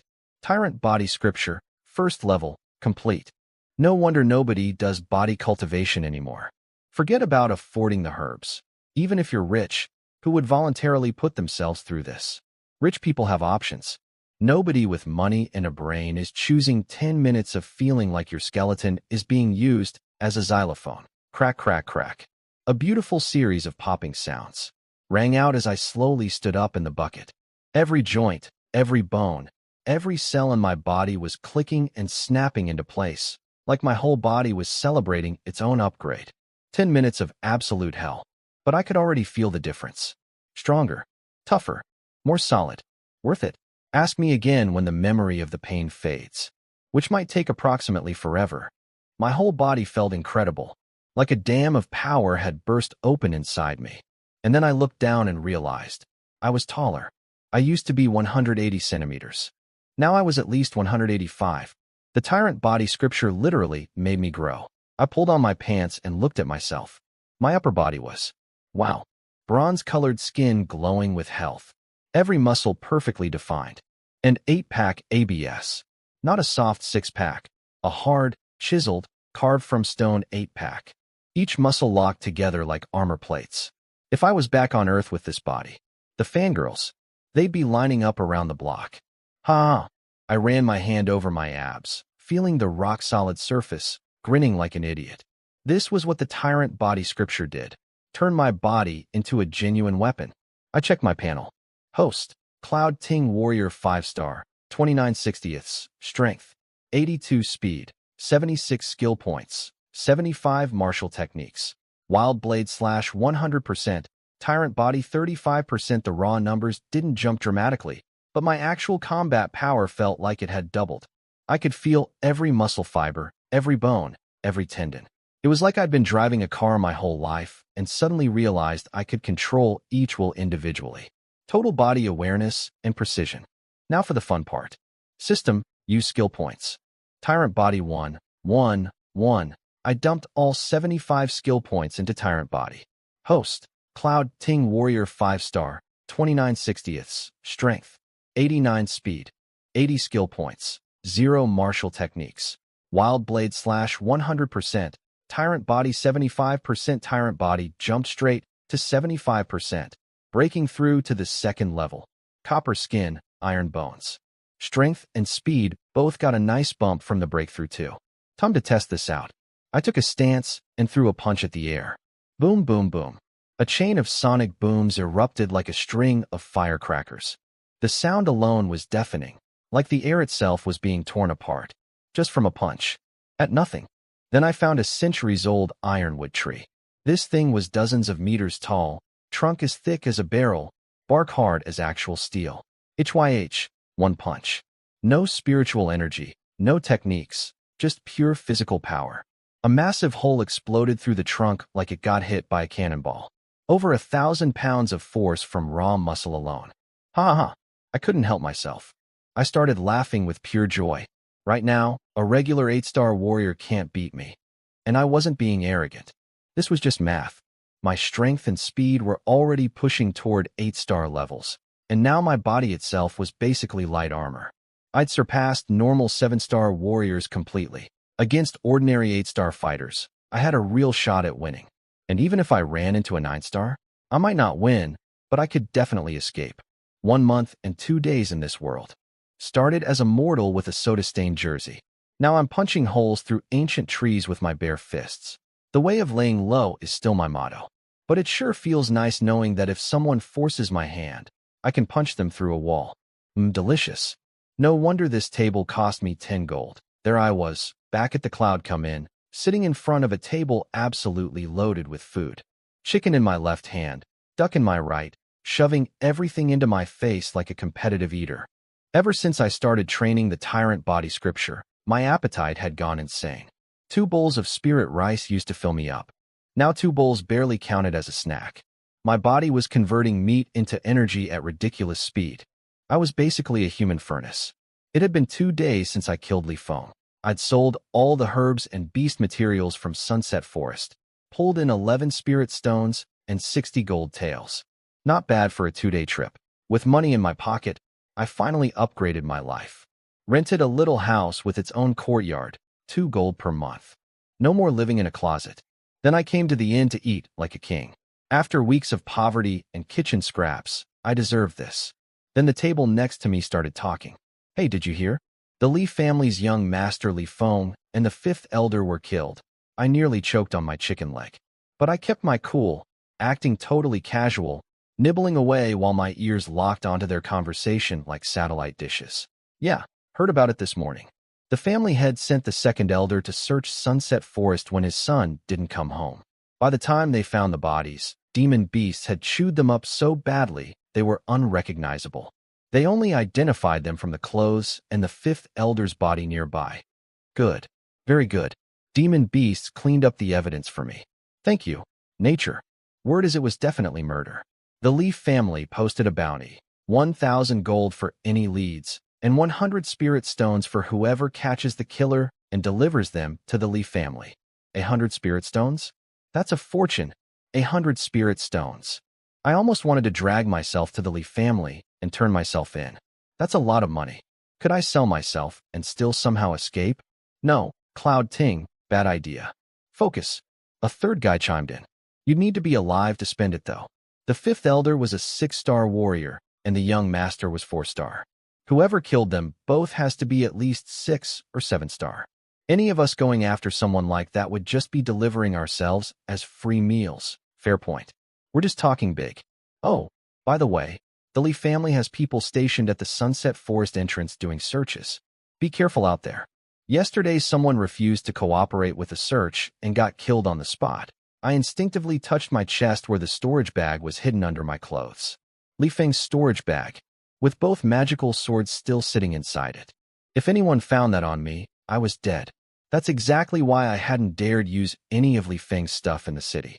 I'd spent 20 spirit stones on a new weapon instead, a lower-grade magical sword called a black iron blade. Clean purchase, no connection to the Li family. 20 stones hurt my wallet, but it hurt less than dying. You think maybe the Wang family did it? The 2nd guy continued. The 2 big families have always hated each other. Li Feng was a pill refiner.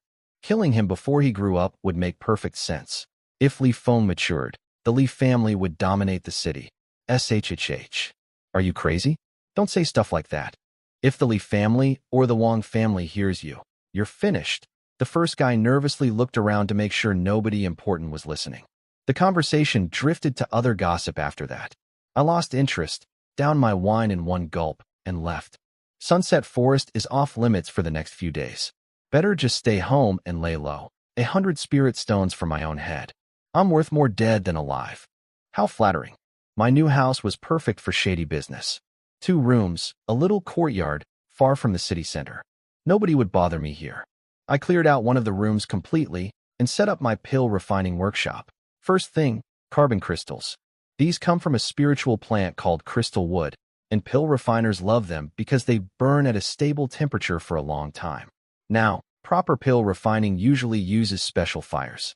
Warriors at the war spirit realm can project their spiritual energy outward and create pill fire. There are also legendary spirit flames, miraculous fires born from places overflowing with elemental energy. Some can burn anything, some can heal wounds, some can boost cultivation. They're insanely rare and valuable. Me? I'm a 5-star warrior with no spirit flame, no pill fire, and definitely no money to rent a ground fire pit. Carbon crystals it is. The budget option. The instant noodles of pill refining fuel. I set up the bronze cauldron over the lit crystals and started practicing fire control. That's step 1 of pill refining. If you can't control the flame, nothing else matters. Next was warming the furnace evenly. Once the temperature stabilized, I pulled out the ingredients for the simplest pill possible, the fasting pill. Spirit rice, black beans, fire hemp seeds. In they went. Boom. Black smoke poured out of the cauldron. Failed. Obviously. First attempt. What did I expect? I cleaned out the residue and tried again. Boom. Failed. Lost control of the fire. Boom. Failed. Put the ingredients in the wrong order. Boom. Failed. Got too excited during the condensation phase and lost focus. Boom. Boom. Boom. Boom. Boom. After over 10 consecutive failures, with only 2 batches of materials left, I finally produced 2 fasting pills. I held them up and stared. They were lumpy, uneven, covered in little craters. They looked like tiny, ugly potatoes. Can I actually eat these? They won't kill me, right? Well, I made them, so I had to at least try. Plus, I was starving. I'd been at this since breakfast, and the sun was already setting. Pill refining eats up time like nothing else. I picked one up, closed my eyes, and swallowed. It works. Not bad. Instant fullness. Like I'd just eaten a big meal. Success. I was officially a pill refiner.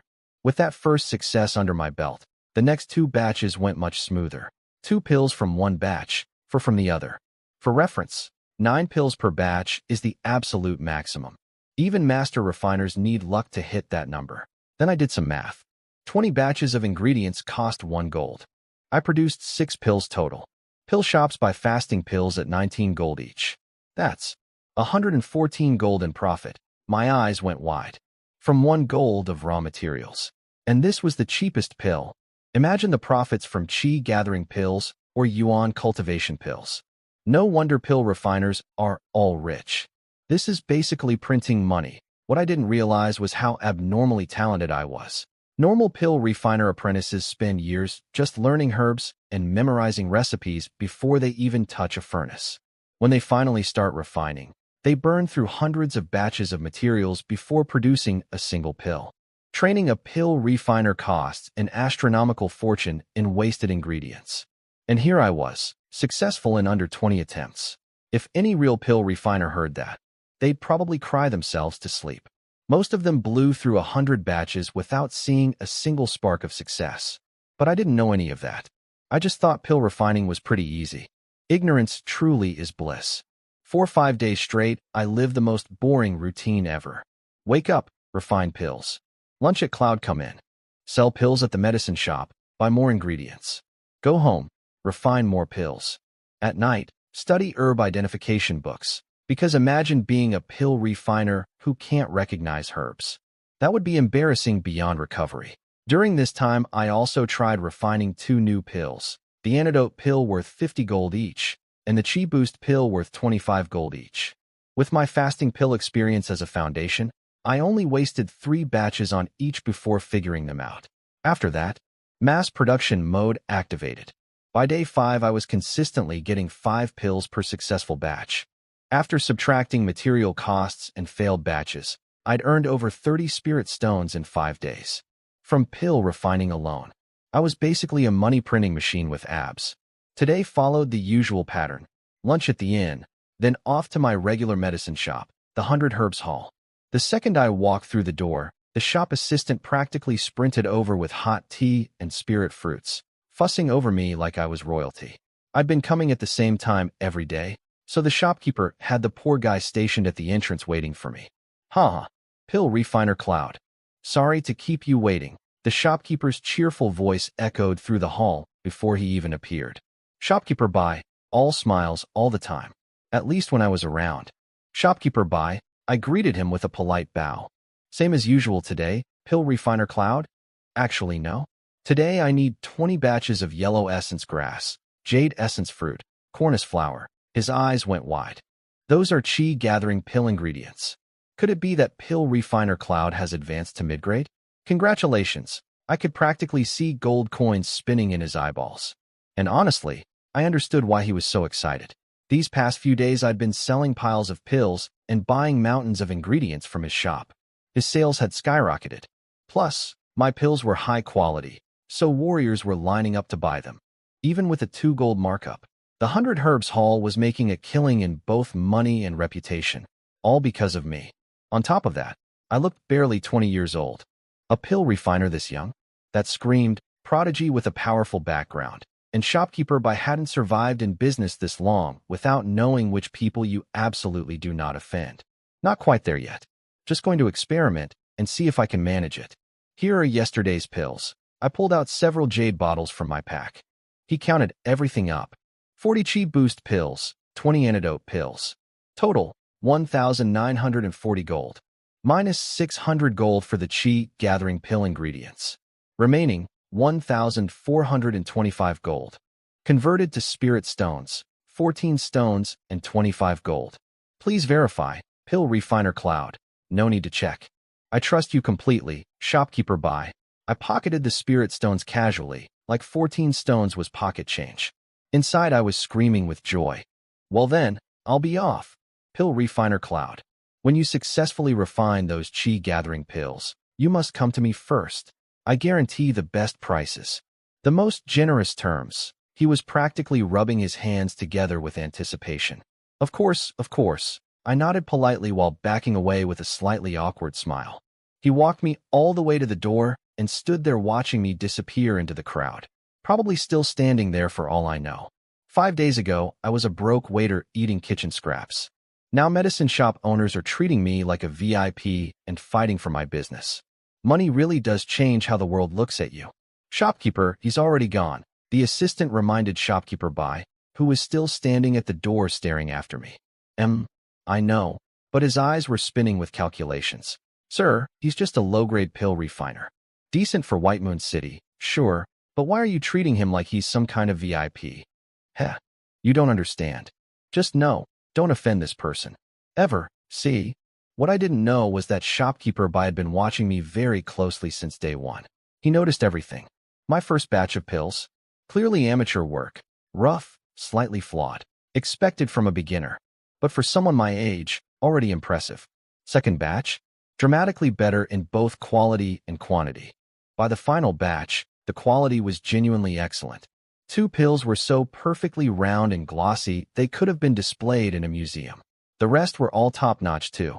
But what really made shopkeeper Bai's eyes pop was the math. He knew exactly how many ingredients I bought each day. Based on that, my success rate was around 50%.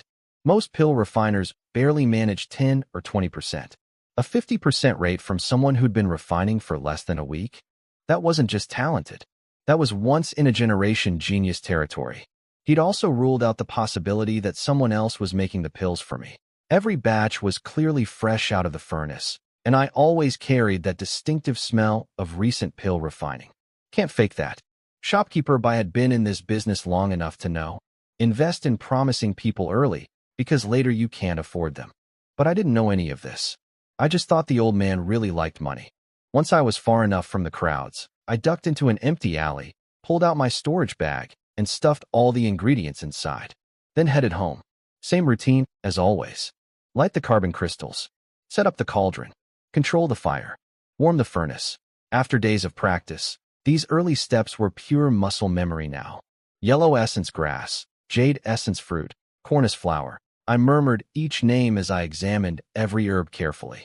After spending every evening buried in herb identification books, I'd finally reached the point where I didn't need the books anymore. I could recognize herbs by sight and smell alone. No more flipping through pages mid-refining like a student sneaking a cheat sheet during an exam. That felt good. Real progress. Real competence. Now, the big challenge. Qi gathering pills. First grade mid-tier. Way more complex than anything I'd made before. More ingredients, more steps, tighter timing. The margin for error was razor thin. I fed the herbs into the cauldron one by one, following the recipe order precisely. Just melting all the ingredients into liquid took 30 minutes. Every herb needed different temperatures and timing to dissolve properly.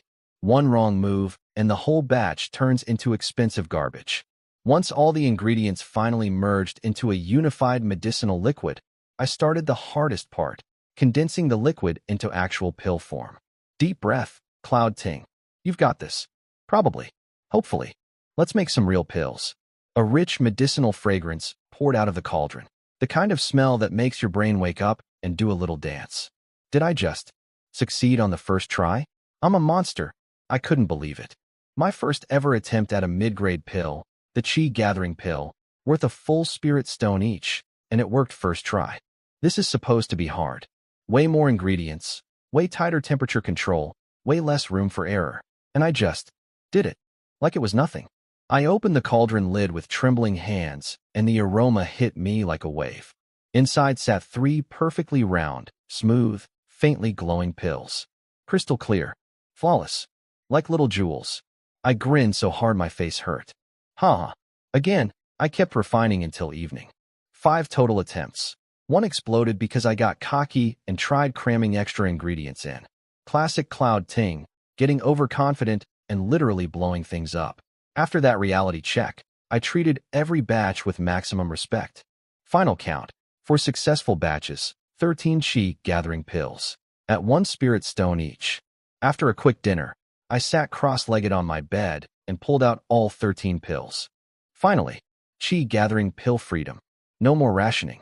No more budgeting. I can eat these things like candy now. I pop them into my mouth one by one. Like snacking on expensive gummy bears. System panel. Host. Cloud Ting Warrior 5-star 26. 55/60ths. Strength. 89 speed. 82 skill points. 16 martial techniques. Wild Blade / 100%. Tyrant Body 75% Profession. Level 1 Pill Refiner, 39%. Hold on. What's that 39% next to Pill Refiner? Can I use skill points to level that up too? I've been so obsessed with pill refining lately that I hadn't even opened my stat panel in days. If I hadn't eaten those pills tonight, I might not have noticed I'd gained a whole new profession tag. Let's find out. My current skill points were only 16. All collected from sneaking into the Cloud Common kitchen and picking up drops from butchered low-level beasts. At my level, those weak creatures only gave skill points anymore. But skill points were skill points.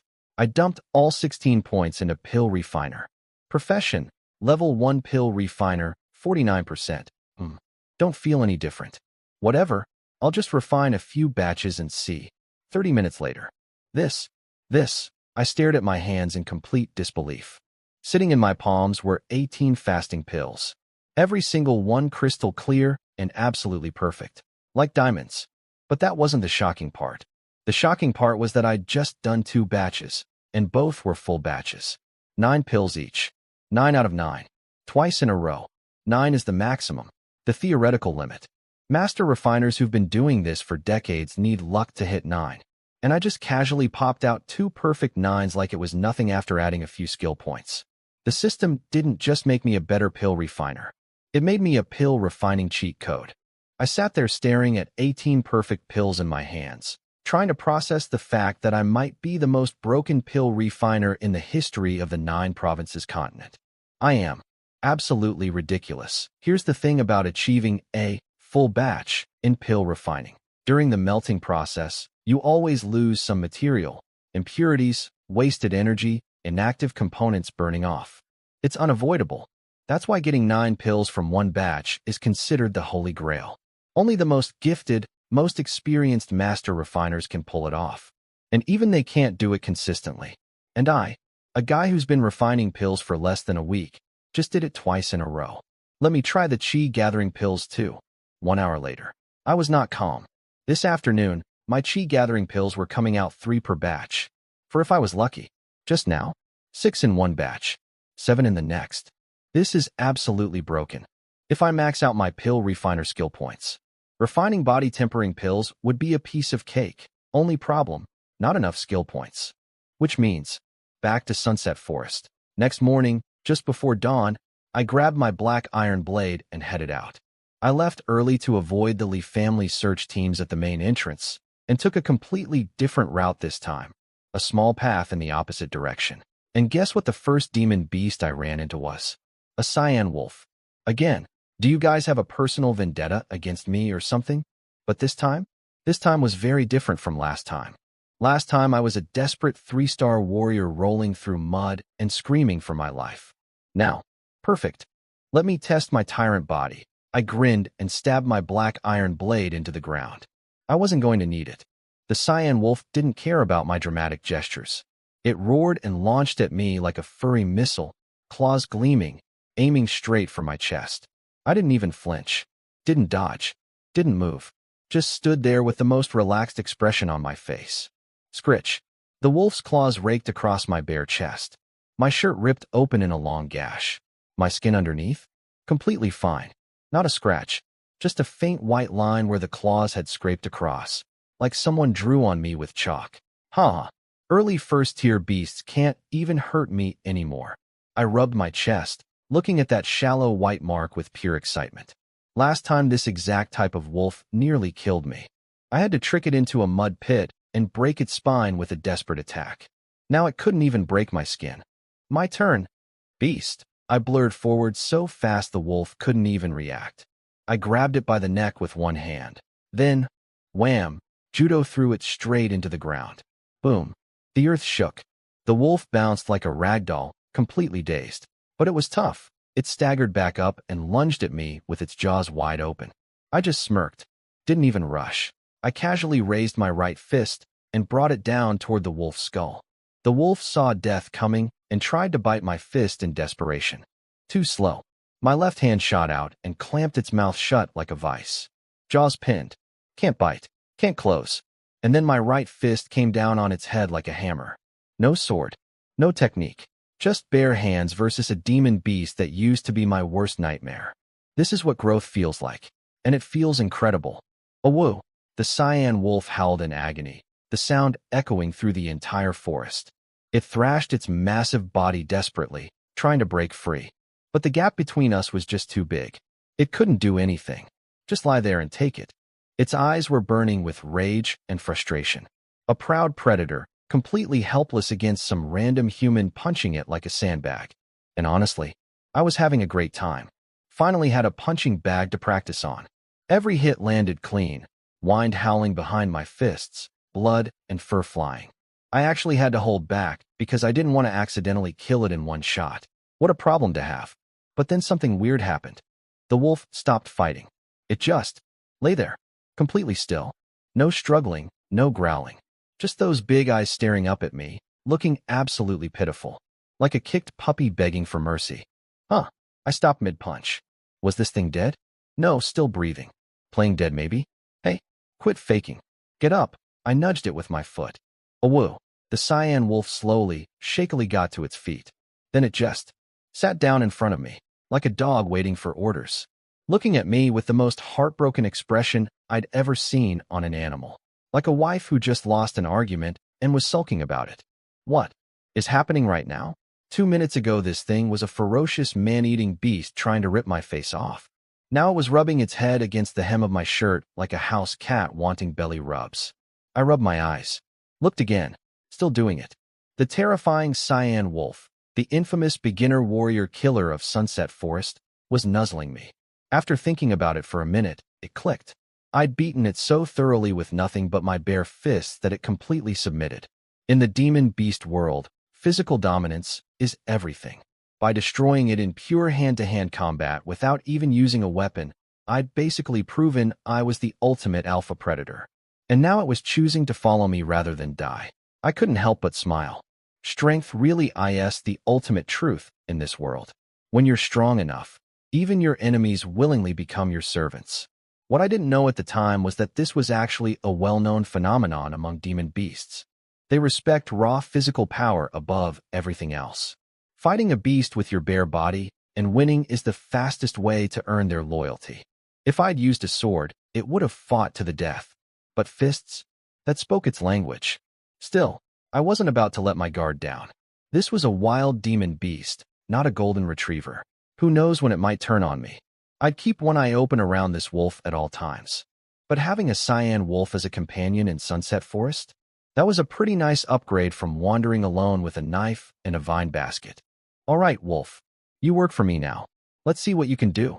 System panel check. Host, Cloud Ting Warrior 6-star, 2470, Strength, 92 Speed, 84 Skill Points, 43 Martial Techniques, Wild Blade / 100%, Tyrant Body 75% Profession, Level 1 Pill Refiner 49%, 43 points already. At this rate, 2 more days and I'll have enough to max out my Pill Refiner skill to 100%. By my calculations, I needed about 77 more skill points total, and I'd already collected half. All thanks to my new best friend, the Cyan Wolf. This wolf was an incredible hunting partner. It knew the outer forest like the back of its paw, every beast territory, every hiding spot. Its nose and ears could track down targets from crazy distances. I'd give the orders, and it would lead me straight to the prey.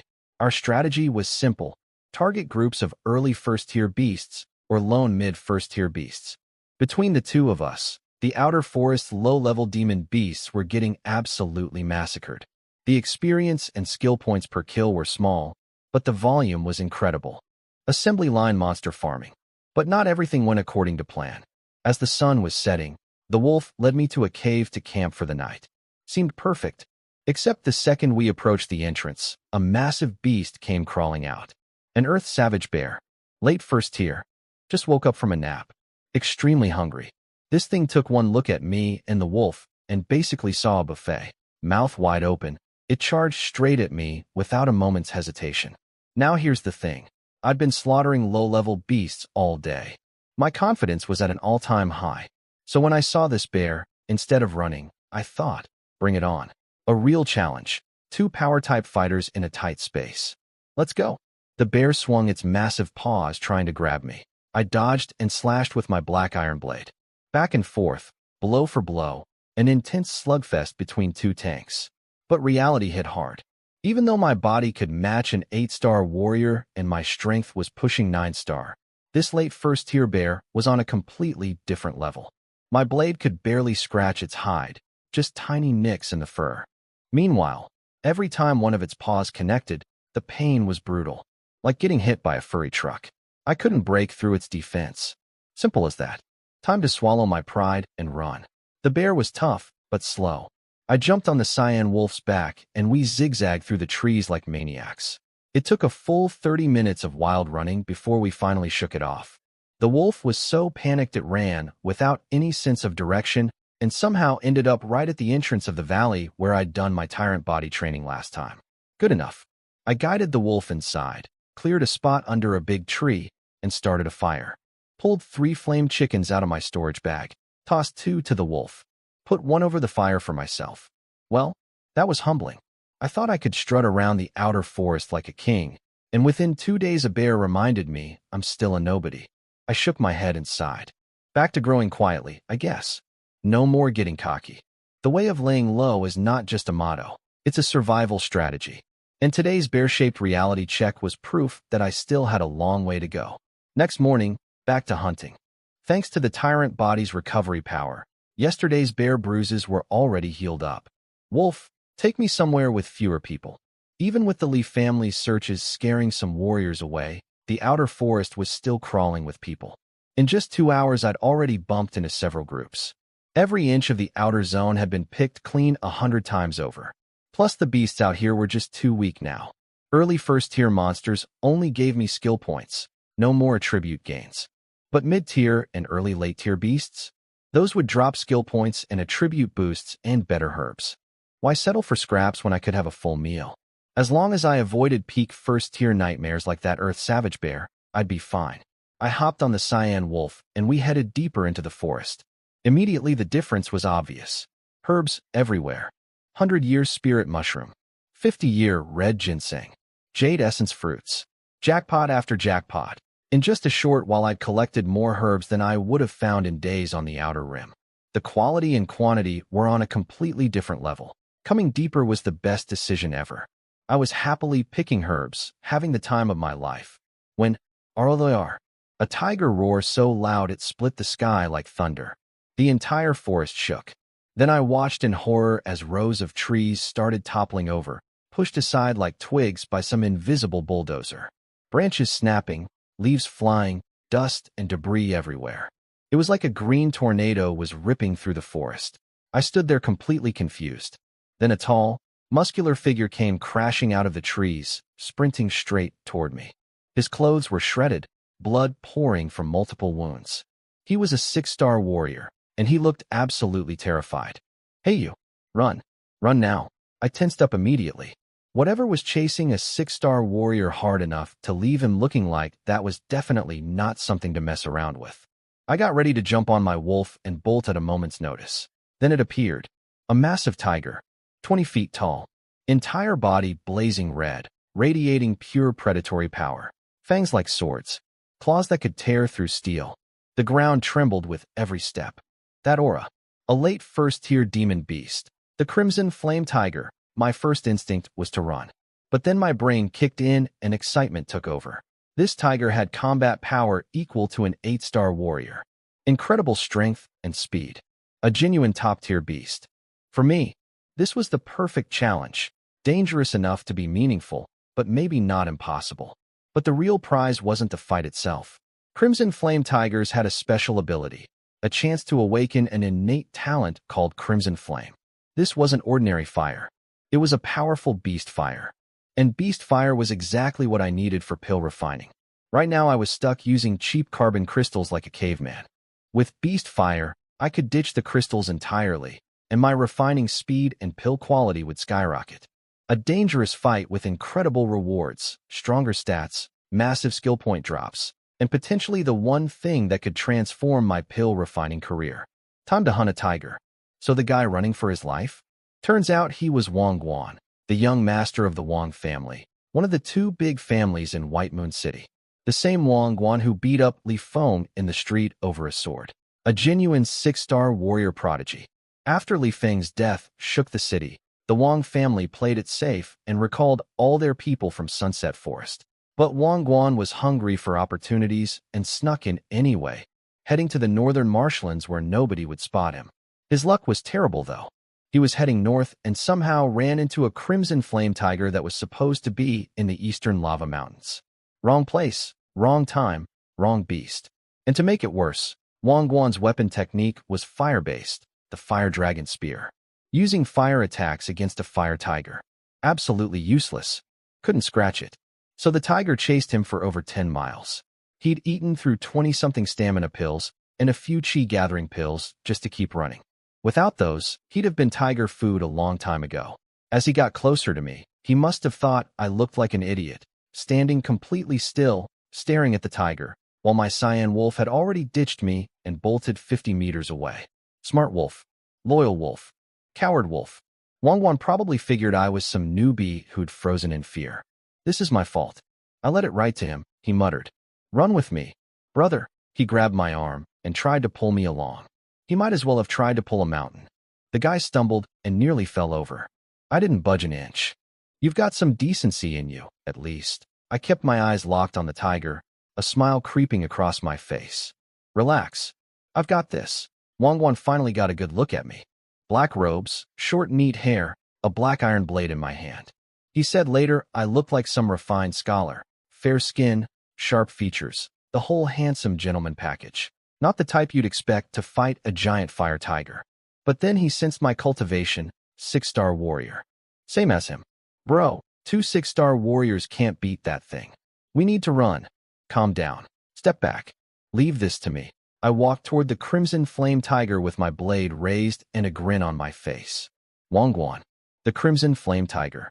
If that tiger could talk, it would probably say, "Look at this guy's excited face. Which one of us is supposed to be the beast here? I'm a late first-tier crimson flame tiger. You think some 6-star warrior can take me? Leave this to me. Who do you think you're disrespecting?" Two confused parties. One very excited Cloud Ting walking toward a 20-foot fire tiger like it was Christmas morning. "Let's dance, kitty cat." The crimson flame tiger roared and swung its massive claws at me. I slashed at its head with everything I had. Clang. Its claw blocked my blade like it was swatting a fly. The impact sent me sliding back several meters. Okay, I respect it. Late first tier is no joke. The speed and power are way beyond mid-tier beasts. Even a normal 8-star warrior would struggle with this thing. Time to get serious. Wild blade slash. With tyrant body boosting my strength, I put everything into one massive swing. The blade carved a deep, bloody gash across the tiger's body. It screamed, and then completely lost its mind. It charged me like a freight train on fire. I couldn't dodge in time. Wham! It slammed into me and sent me flying dozens of meters through the air. I smashed through several trees before stopping. Thank God for copper skin iron bones. My chest hurt like crazy, but nothing was broken. A normal warrior would have been paced. I was still catching my breath when I saw it. The tiger's mouth was glowing. A massive ball of red fire was forming between its jaws, getting bigger and bigger. Oh no! Roar! The fireball launched at me like a cannon. I'd barely gotten to my feet, and it was already in my face. No time to dodge. I threw up my black iron blade to block. Boom! The explosion sent me ragdolling through the air. When the smoke cleared, my clothes were shredded, and my black iron blade, the one I'd spent 20 spirit stones on, was melted and warped beyond repair. Completely destroyed. I coughed up blood and wiped my mouth. That power is insane. No time to mourn my wallet, though. Because I was staring at the tiger, and it was staring back at me, and it looked exhausted. That fireball was its innate talent ability, Crimson Flame, and using it had drained the beast completely. It was at its weakest right now, and when it saw that I was still standing after taking its strongest attack head-on, fear crept into those fiery eyes. It started backing away. Oh no, you don't. I tossed the ruined black iron blade aside, reached into my storage bag, and pulled out Li Feng's mid-grade magical longsword. I'd been avoiding using it to hide my connection to Li Feng's death, but if this tiger escaped, I'd have lost a weapon and missed the prize. Can't worry about secrecy when a fortune is running away. I charged. The tiger roared and lunged in desperation. I did a clean sidestep flip, dodged its attack completely, then launched myself above its head. One swing of the sword broke through its defenses. The second split its skull clean in two. Boom. The massive tiger body crashed to the ground in a cloud of dust. From a distance, Wangguan was standing there with his jaw on the floor. Who am I? Where am I? What just happened? That was a 6-star warrior's power. Am I dreaming? Someone pinch me. The whole fight had lasted maybe 2 minutes. Wangguan hadn't even finished processing the first exchange before it was already over. I cut the tiger's head open with my sword, and there it was, a red crystal, radiating heat in my palm. A demon core. Now normally, demon beasts only develop cores after reaching 2nd tier. But some rare 1st-tier beasts with powerful bloodlines can awaken innate abilities, and when they do, a core forms in their head. The Crimson Flame Tiger was exactly this kind of beast. The Crimson Flame was born from this core. This crystal in my hand wasn't just a trophy. It was a beast fire source, the exact thing I needed to revolutionize my pill refining. No more cheap carbon crystals. No more amateur hour. One destroyed weapon. One dead tiger. One game-changing fire core. Worth it. Absolutely worth it. System panel check. Host, Cloud Ting level. Warrior 6-star, 25, 49/70ths. Strength 5. 97 speed 3. 87 skill points 50. 93 martial techniques. Wild blade slash 100%. Tyrant body 75% profession. Level 1 pill refiner 49% 50 skill points from 1 kill. The Crimson Flame Tiger's drops were massive, especially those red orbs. Because the tiger had awakened its innate talent, the red skill point orbs were way bigger than normal. I scooped up every last one. I casually pocketed the demon core. Wangguan was staring at it like a hungry dog watching someone eat steak. That core was worth hundreds of spirit stones. But to his credit, the guy didn't show any jealousy. He knew he'd dragged me into his mess, and I'd saved his life. Thank you for saving me, brother. I'm Wangguan of the Wang family in White Moon City. I raised my hand and cut him off.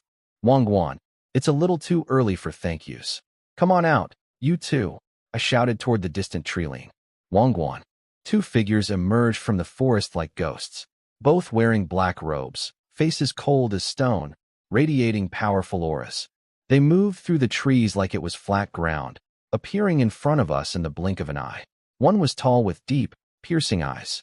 The other was shorter but carried an intimidating pressure that made you want to look away. The Li family's grand elder? Second elder? What are you doing here? Wangguan's face went white with shock. And then he noticed something worse. The Grand Elder had broken through to 8-star warrior. The second Elder was now 7-star. This was a huge deal. On the surface, both the Wang and Li families were evenly matched. 8-star family heads, 7-star Grand Elders, a few 6-star elders below that. After the Li family lost their 5th Elder, everyone assumed the Wang family had gained an advantage. Wrong. The Li family's top 2 elders had both leveled up. The balance of power in White Moon City was completely shattered. You followed me. Wangguan's brain was spinning. Then it clicked. Wait, the Crimson Flame Tiger. That thing is supposed to live in the eastern lava mountains. You drove it here to intercept me, didn't you? Why? Why? The second elder sneered. What a stupid question. The strong eat the weak. That's how the world works. You're just lucky the tiger didn't finish the job. The Grand Elder spoke next, completely emotionless, like he was discussing the weather. Our families have been equals in White Moon City. Since our young master is dead, it's only fair that your family loses theirs too.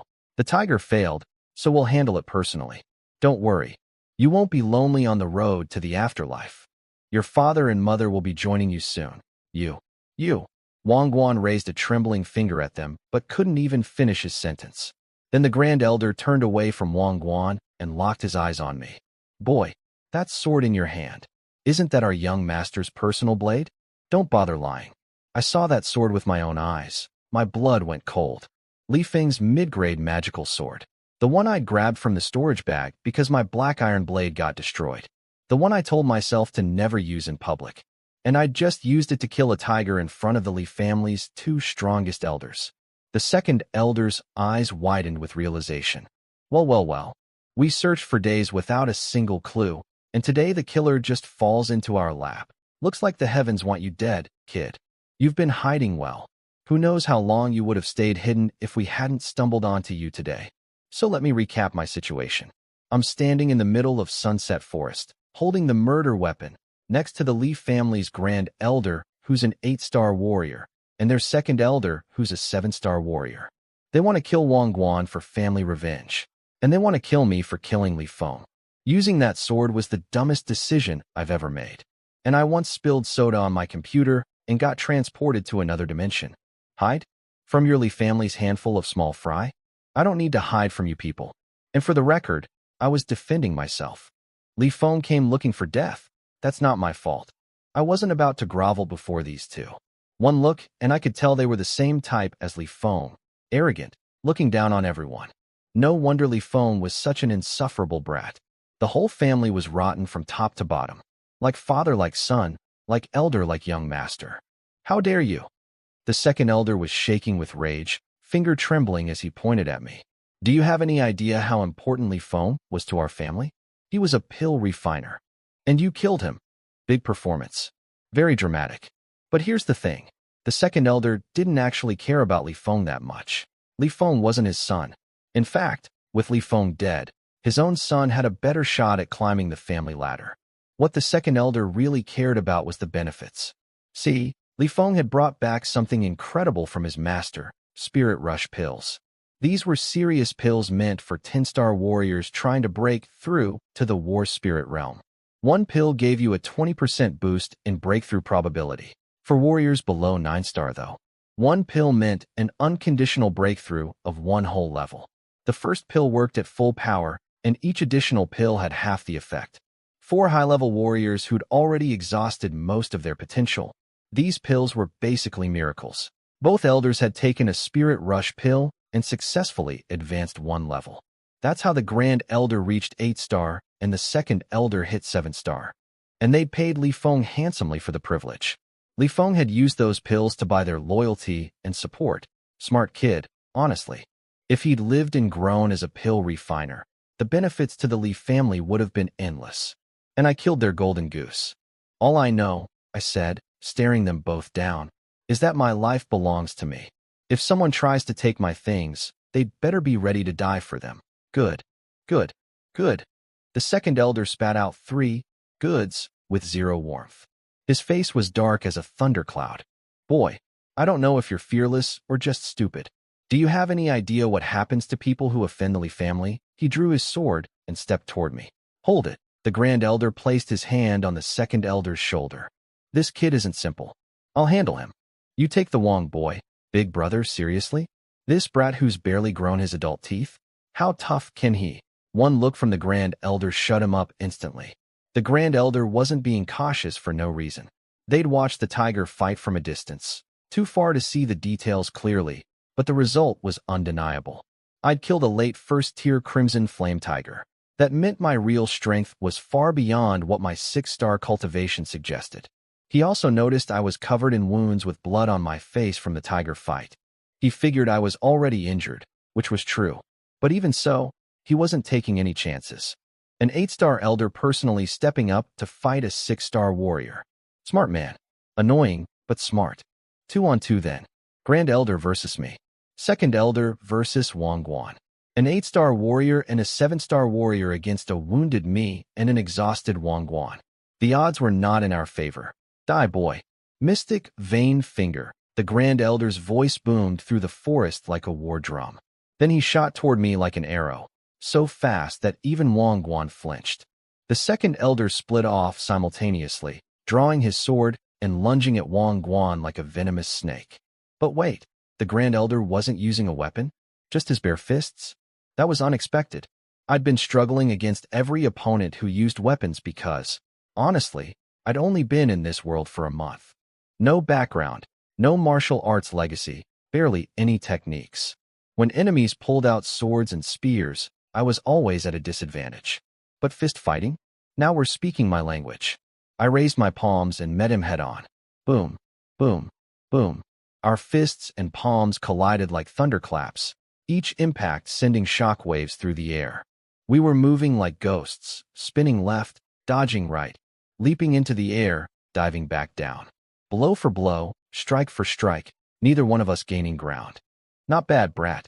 No wonder you're so arrogant, the Grand Elder snarled, but I could hear the shock underneath. Here he was, an 8-star warrior, fighting some 20-year-old kid who was supposedly only 6-star, and he couldn't gain an advantage. He knew that at his old 7-star level, he would have lost. Hey, old man, you yelled Mystic Vein Finger, but you've been throwing punches this whole time. You going senile or what? You don't know anything. Again, Mystic Vein Finger, second form, frustrated that his fists weren't working, he switched from punches to palm strikes, channeling even more power into each blow. But by now I'd already figured him out completely. His raw strength and speed were just barely above a fresh 8-star warrior. Even with the Mystic Vein Finger technique boosting him, he was only approaching 8-star peak at best, and I hadn't even activated my Tyrant Body yet. All right then, let me show you something. Tyrant Body. The shout exploded through the forest like thunder. My aura erupted outward like a dam bursting, a wave of pure physical power that hit everything around me. Like a sleeping giant had just opened its eyes. The Grand Elder's face went white. What? How can his aura be this strong? Has he been hiding his true cultivation this entire time? The pressure was crushing him. That mountain of confidence he'd walked in with? Gone. Replaced by raw, primal fear. Every instinct in his body was screaming at him to turn and run. But it was too late. We were less than 3 meters apart. At this distance, there was no retreating, no escaping. He was already committed to his attack. All he could do was grit his teeth, pour every last drop of energy into his Mystic Vein Finger, and pray it was enough. Spoiler alert, old man, it wasn't going to be enough. Thud. The Grand Elder's palm, carrying every ounce of power he'd accumulated over his entire life, slammed into my body. I didn't move. Not 1 inch. Like a boulder in a stream. His ultimate attack, his life's work, his full-power mystic vein finger. And it felt like getting poked by an angry grandpa. My palm strike, on the other hand, that one landed. The Grand Elder flew backward like a rag doll, tracing a beautiful arc through the air before crashing into the ground meters away. The earth shook. Then he vomited a fountain of dark red blood that splattered across the dirt. I stood there, didn't even shift my feet. Calm, confident, unmoved. You wanted to trade palm strikes with me? I took a fireball from a crimson flame tiger and walked away. What made you think your little old man hands would do better? You were hiding your strength? Ugh, another mouthful of blood. He tried to stand up, but couldn't. His organs had shifted, his energy channels were shattered. One hit. That's all it took. Meanwhile, Wang Guan's fight with the second elder was going badly. Normally, they'd been equal at 6-star, but Wang Guan was already injured from the tiger chase, and the second elder had secretly advanced to 7-star. The math was brutal. Wang Guan started out defensive and held his ground for a while, but blood loss caught up with him. He slipped up, took a sword through the shoulder, then got kicked across the ground. Ha! Wang boy, let's see you escape this. The second elder stood over Wang Guan, dripping with smugness. You Li family scum. You'll all die horrible deaths. Wang Guan was lying in the dirt, furious but helpless. He couldn't fight. He couldn't even get word back to his family about the Li family's treachery. Was this really how he died? Then boom. Both of them turned to look. The second elder's jaw hit the floor. The Grand Elder, an 8-star warrior, was lying in a pool of his own blood, defeated by a single palm strike from some random kid. The second elder's brain short-circuited. His confident expression crumbled into pure panic. He started calculating fast. If word gets out about this assassination attempt, and Big Brother is clearly finished, I need to get back and warn the family head. I need to run. Wang Guan saw the retreat in the second elder's eyes and immediately forced himself up to block him. Injured or not, he could at least stall. As for me, I looked at the Grand Elder on the ground, made my decision, and brought my palm down on his skull.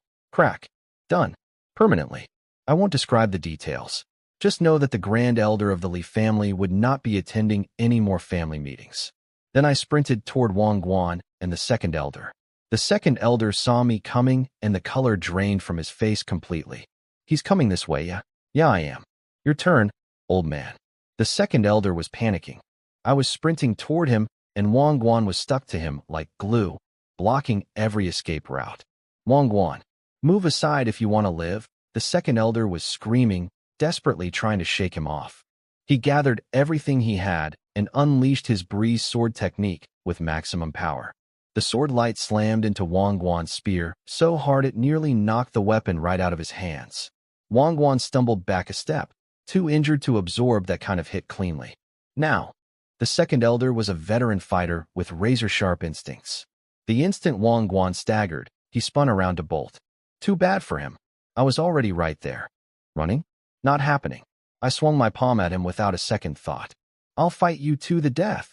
The second elder put on his bravest face. Very heroic. Very dramatic. But his hand was reaching into his robe and pulling out a yellow talisman. Not exactly a fight to the death move. Go. White light enveloped his entire body. And then, poof. He vanished. Just completely gone. No. A teleportation talisman. Wang Guan shouted in shock. What now? I've only ever heard of them. It supposedly teleports the user 1,000 meters away in a random direction. Extremely rare, life-saving treasure. But it's a gamble. If you teleport into a demon beast's nest or off a cliff, you're dead anyway. It's pure luck. Well, I said, looking around at the beast-infested forest stretching in every direction. In a forest full of demon beasts, there's a decent chance he just teleported straight into something's dinner table. That made both of us chuckle. Probably shouldn't have. An enemy escaping was bad news. But picturing the second elder popping into existence right on top of a sleeping earth savage bear was just too funny. Wang Guan straightened up and bowed deeply despite his injuries. Thank you for saving my life, brother. I'm Wang Guan of the Wang family in White Moon City. May I know your name? Just call me Cloud Ting. Brother Cloud. I will never forget this debt. Wherever you need me, whatever you need done, as long as it's within my power, I won't refuse. Don't worry about it. It's nothing major. Besides, I already had beef with the Li family anyway. Wang Guan's expression turned serious. Brother Cloud, the Li family's conspiracy runs deep. I need to get back to my family immediately and tell my father everything, especially about the elders' secret breakthroughs. This is urgent. Would you be willing to come with me? Together we could face the Li family's retaliation. I thought about it for a second and shook my head. You go ahead. I want to keep training out here for a while. I'll pass on heading back. Truth was, I had a forest full of demon beasts to hunt, skill points to collect, and a pill refining profession to max out. Li family drama could wait. All right then, Brother Cloud. Until we meet again. Farewell. And off he went, limping, bleeding, but alive. Thanks to me. Now then, where were those attribute orbs from the Grand Elder? Can't let those go to waste. I watched Wang Guan disappear into the trees, then turned back toward the Grand Elder's body. AWO, my cyan wolf came bounding out of the bushes, tail wagging, rubbing its head against my leg like nothing happened. Oh, now you show up. You're even better at laying low than I am. The second you saw those two elders, you vanished faster than my dignity at a job interview. Couldn't really blame it, though. A cyan wolf against 7 and 8-star warriors? That's not bravery, that's suicide. I walked over to the body, scooped up all the attribute orbs and experience spheres, then reached into the Grand Elder's robes with practiced hands and pulled out a storage bag. After checking there was nothing else left, I looked at my wolf. The body's yours. The cyan wolf had been drooling while waiting. See, demon beasts can eat human warrior corpses to strengthen themselves, just like humans eat beast meat for cultivation benefits. An 8-star warrior's body was a feast. After digesting this, the wolf would probably break through to mid-first tier for sure. I did not want to watch that. I found a big tree and sat down. But I didn't waste time. I went back to harvest the crimson flame tiger carcass, tiger skin, tiger bones, tiger claws. All premium materials worth serious money. System panel, host, cloud, ting level. Warriors 6-star 18, 67/70ths, strength 2, 99 speed 2, 89 skill points 23, 116 martial techniques. Wild blade / 100%, tyrant body 75% profession. Level 1 pill refiner 49%. Now we're talking. 116 skill points. Use skill points. Level 1 pill refiner 1, 1, 1. Profession, level 1 pill refiner, 100%. 77 points spent. Maxed out. Huh. Now refining body tempering pills should be no problem. And once I have those, I can train Tyrant Body to level 3. Perfect. Now let's see what the Grand Elder was carrying. His storage bag was bigger than Li Feng's, 8 cubic meters. Nice upgrade. But the contents? Disappointing. Only about 30 spirit stones. Turns out the old man had spent most of his savings buying that spirit rush pill. No wonder he looked poor.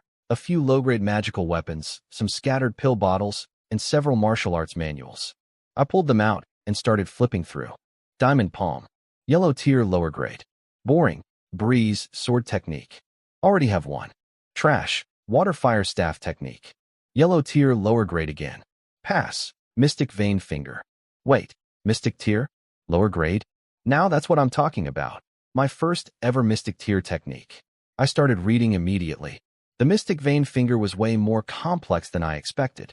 Despite the name, it actually combined 3 fighting styles: fist, palm, and finger. You had to master them in order. Level 1, Iron Fist. Punch refined iron daily while channeling spiritual energy into your fists, using medicine to assist. Your hands swell up like balloons until your fists turn ink black. Then it's complete. Level 2, Mystic Jade Palm. Submerge your hands in mystic iron ore and use spiritual energy to melt it around them. Train until your palms become smooth as jade. Once both levels are done, your hands become as hard as magical weapons, capable of crushing metal and shattering stone. Level 3, the actual mystic vein finger. Channel spiritual energy through your arm meridians and shoot it from your fingertips as ranged attacks. But this requires War Spirit 3-star cultivation to handle the energy pressure. At full mastery, your hands return to normal appearance. Here's the good news though, Body cultivators skip all the annoying preparation steps. If your physical body reaches warrior peak level, you can train the complete mystic vein finger directly. Close range, indestructible fists and palms. Long range, energy blast from your fingertips. It was the perfect all-rounder combat technique. This is perfect for me. Combined with my tyrant body, this is an absolute dream match. The plan was crystal clear now. Refine body tempering pills with my maxed out pill refining skill. Take the pills. Train tyrant body to level 3. Then learn the complete mystic vein finger.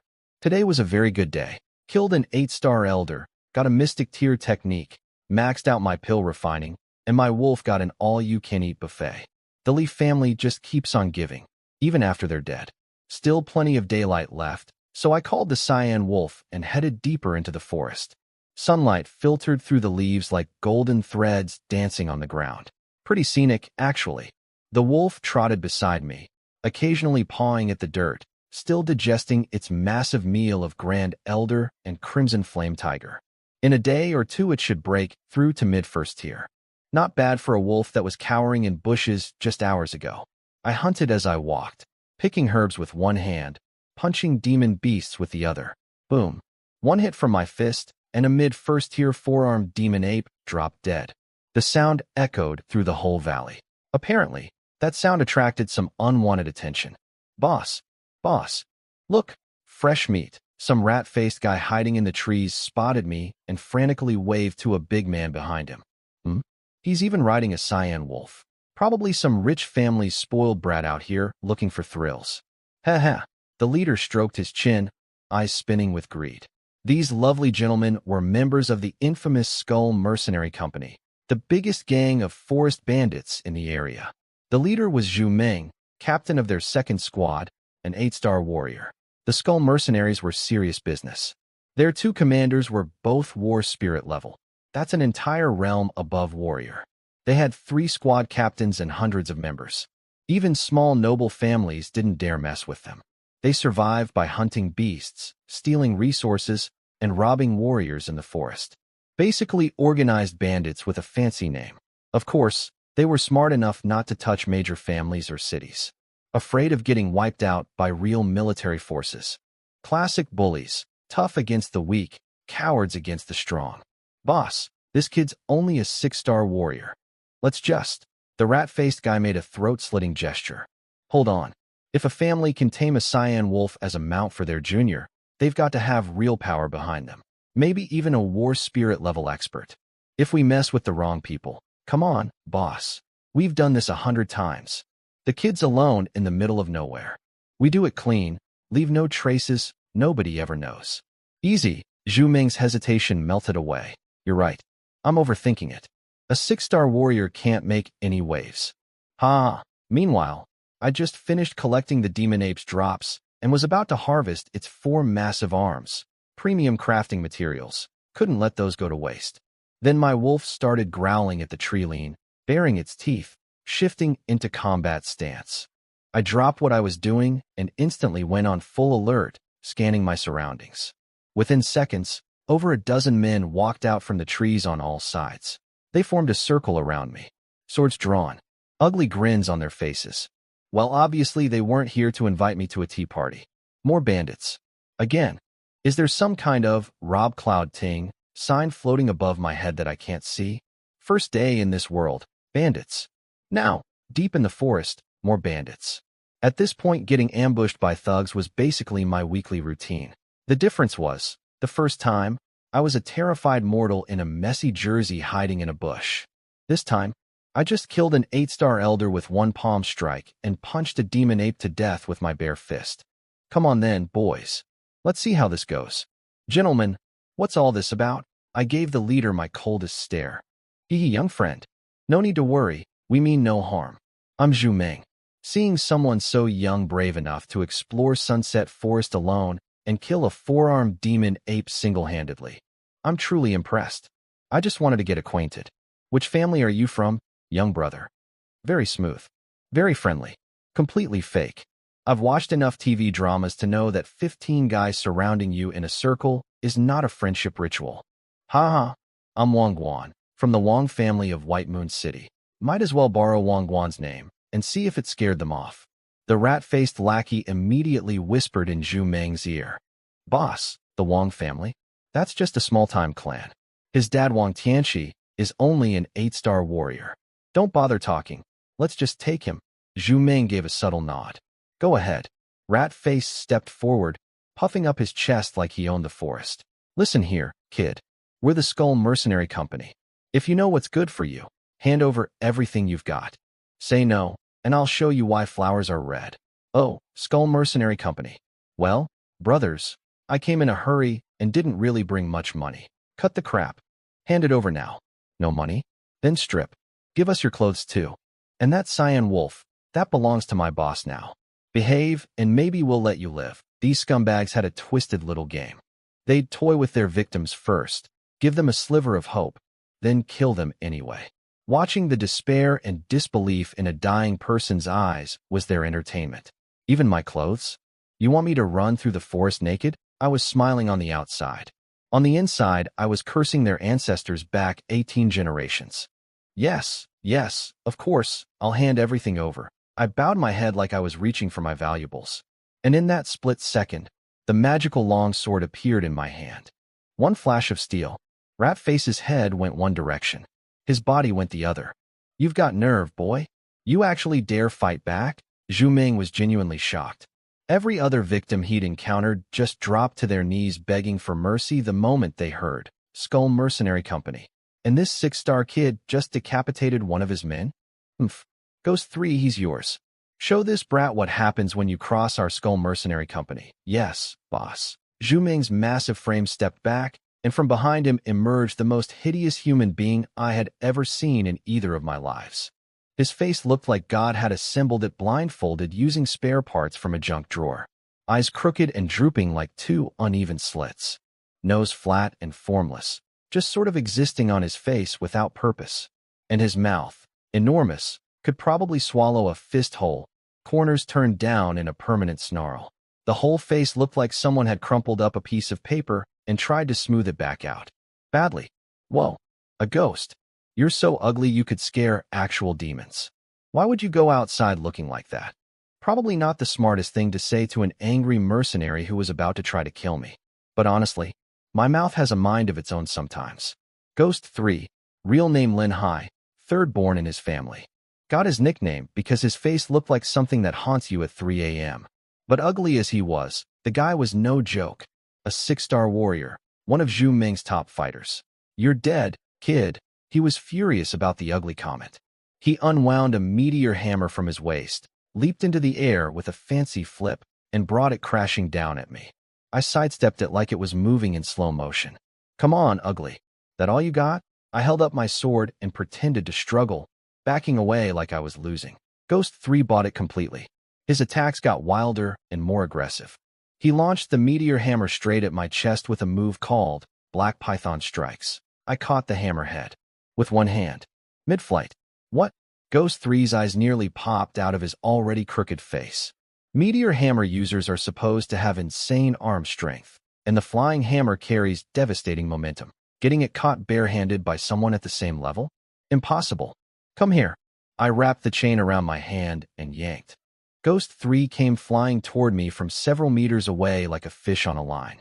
The second he was in range, one kick to the torso. He launched into the air, blood spraying from his mouth before he even landed. He hit the ground, coughed up more blood mixed with bits of internal organs, twitched twice. Dead. How dare you? Zhu Ming's eyes went red with rage. Everyone attack. Kill him. Zhu Ming had brought 14 men today. 2 6-star warriors. Well, 1 now, and the rest were 3 and 4-star small fry.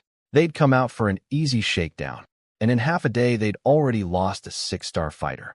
All of them started closing in on me, weapons drawn. Fine by me. As long as Zhu Ming himself stayed back, I had the perfect chance to wipe out his entire squad first. I didn't wait for them to attack. I grabbed my sword and blitzed the 3 closest goons before they could even blink. Dead, dead, dead. The remaining 6-star warrior tried to sneak attack me from behind with an overhead chop. I ducked under it, reversed my grip, and thrust my sword backward through his chest. Didn't even need to turn around. You were hiding your strength. Finally, the light bulb went on in Zhu Ming's thick skull. He'd kicked an iron wall today. No wonder I'd been so calm from the start. He watched his men dropping one after another and realized, if he didn't step in now, he'd have no men left. He charged at me with his massive blade aimed at my head. An 8-star warrior's full power strike. A month ago, that would have terrified me. Today, an 8-star warrior was barely worth my attention. The only reason I'd been toying with his underlings was to make sure none of them escaped. If I'd gone all out from the start, Zhu Ming would have fled immediately. You want to die? I'll help with that. My voice hit like thunder. I flicked my sword up and deflected his attack like it was nothing. Just casually redirected all that killing intent into empty air. Then I threw my fist at him. A real punch. Full power. The air compressed into a visible shockwave rolling toward him like a wall of force. Zhu Ming's heart nearly stopped. He could feel it, the terrifying, overwhelming, absolutely crushing power behind that single punch. Like the sky was falling on him. The look on his face was priceless. Pure, undiluted regret. The universal expression of a bully who just realized he picked the wrong target. Should have stuck to robbing 3-star warriors, Zhu Ming. Should have stuck to robbing 3-star warriors. My fist connected square with Zhu Ming's chest. Clang. The sound of metal. This sneaky bastard was wearing armor under his clothes. It absorbed at least half the impact, but half of my punch was still more than enough. Zhu Ming tumbled across the ground like a rolling log and couldn't get back up. That punch was actually my debut of the Mystic Vein Finger, first level, Iron Fist. Thanks to my Tyrant Body Foundation, I'd learned the basic moves in just half a day. Still a bit rough around the edges, but the power? Leagues beyond my old bare fist attacks. With Zhu Ming down, the rest were just sheep waiting to be slaughtered. My combat power was pushing close to 10-star. These 3- and 4-star goons. Less than a minute. My wolf patrolled the perimeter, making sure nobody escaped. In under 60 seconds, every single mercenary except Zhu Ming was dead on the ground. Please. Mercy. Spare me, little brother. I'll give you everything I own. My big brother is the Skull Mercenary Company's first squad captain. He's a 10-star warrior. And our commanders are war spirit level. You don't want to make enemies of us. Killing me won't do you any good. Please. He was groveling, begging, throwing out every name and threat he could think of all the people you could have robbed. You had to come deliver free experience to me. I shrugged. I didn't ask for this. You brought it on yourself. I'm honestly just as confused as you are. One sword swing. Head off. Done. I scooped up all the transparent orbs, dozens of them scattered across the battlefield, and cleaned out Zhu Ming's belongings without even checking what I got. No time for inventory. This many dead bodies meant a lot of blood, and blood attracts beasts. If a second-tier demon beast caught a whiff of this massacre, I'd be in real trouble. I jumped on the cyan wolf and raced back to my valley hideout. Ugh, I smell like a slaughterhouse. After multiple fights in one day, Crimson Flame Tiger, Li family elders, and a bandit squad, my clothes were destroyed, soaked in blood, and sticking to my skin.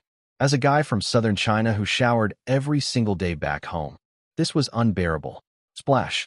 I stripped down, dove into the lake with a beautiful arc, and took the most satisfying bath of my entire second life. Even caught a few big fish while I was in there. Multitasking at its finest. Ah, heaven. I pulled a fresh set of clothes from my storage bag, got dressed, started a fire, and grilled the fish. Only after eating did I finally sit down to sort through today's loot. First, Zhu Ming's storage bag. Same size as the Grand Elders, about 8 cubic meters. But the contents? Night and day difference. Compared to Zhu Ming, the Li family Grand Elder was basically a homeless man. They were right. Murder and arson really do lead to gold belts. Bandits are loaded. 341 spirit stones. 12 bottles of chi gathering pills. Dozens of bottles of other pills. 133 herb stalks. A mountain of demon beast materials. Some mysterious token with the character, Xian, engraved on it. No idea what that was for. And finally, a mid-grade magical armor vest. Probably stolen from some poor warrior Zhu Ming robbed in the past. A little wash and it's good as new. I wasn't picky. The armor was covered in Zhu Ming's blood, so I scrubbed it clean in the lake and put it on. Let's see. In one day, I'd killed a Crimson Flame Tiger, an 8-star Li family elder, and an 8-star bandit captain. Total haul, hundreds of spirit stones, bottles of pills, a beast fire core, a mystic tier technique, magical armor, and enough herbs to start my own pharmacy. Being the protagonist is exhausting, but very, very profitable. System panel check. Host, Cloud Ting level. Warrior 7-star, 31 out of 80. Strength, 104 speed, 95 skill points, 62 martial techniques. Wild Blade Slash 100%, Tyrant Body 75%, Mystic Vein Finger 35% Profession. Level 1 Pill Refiner 100% 7-star. My strength had broken past 100. I was officially in a completely different league from where I started. Time to refine some body tempering pills and finish the Tyrant Body scripture once and for all. But first, the Crimson Flame Tiger's Demon Core. I pulled it out of my storage bag and stared at the glowing red crystal in my palm. Once I absorbed this beast fire, I'd never need cheap carbon crystals again. My pill refining speed and quality would skyrocket. I sat cross-legged, held the core in both hands, and steadied my breathing. Then, crack, I split the core open with a palm strike. A brilliant red flame burst out like a tiny phoenix being born. Without hesitation, I activated Tyrant Body, grabbed the flame with my bare hand, and swallowed it. The fire slid down my throat and landed in my energy center like a molten coal. My face turned beet red. Heat radiated from my entire body. Even with Tyrant Body protecting me, my internal organs felt like they were being slow roasted from the inside. Listen here, little flame. I killed the tiger you came from. You think you can resist me? Submit. I don't know how long it took. Could have been minutes, could have been an hour. But eventually the burning eased. My clenched expression relaxed. My face returned to normal. I flipped my palm open and there it was, a beautiful crimson flame dancing in my hand, perfectly obedient. Phew, that was close. Good thing I trained Tyrant Body first. Otherwise it would have been a question of who was absorbing who. What I didn't know was that normally, absorbing beast fire requires a war spirit level expert to seal the flames with spiritual energy so it doesn't burn your organs to ash. No regular warrior's body can handle beast fire without that protection. I'd essentially done something supposedly impossible, solo absorbed a beast fire as a mere warrior, purely because my body cultivation had already toughened my insides enough to survive. Lucky doesn't even begin to cover it. My shirt. My celebration was cut short when I looked down and realized the heat had burned away my entire upper body clothing. All that was left was the armor vest hanging on my bare chest. Whatever. Nobody's watching. Time for the main event. I waved my hand, and a pile of herbs appeared from the storage bag, everything needed for body tempering pills. The star ingredient was the blood ginseng, still sitting safely in its jade box. The piece I'd nearly died over thanks to Li Feng. I only had one blood ginseng, but it was large enough for multiple batches. I carefully cut off one portion with a special jade knife and stored the rest for refining yuan cultivation pills later. I'd been collecting those ingredients too. With my pill refiner skill maxed at 100%, I was fully confident. One batch of materials. One shot. That's all I needed. Everything was ready.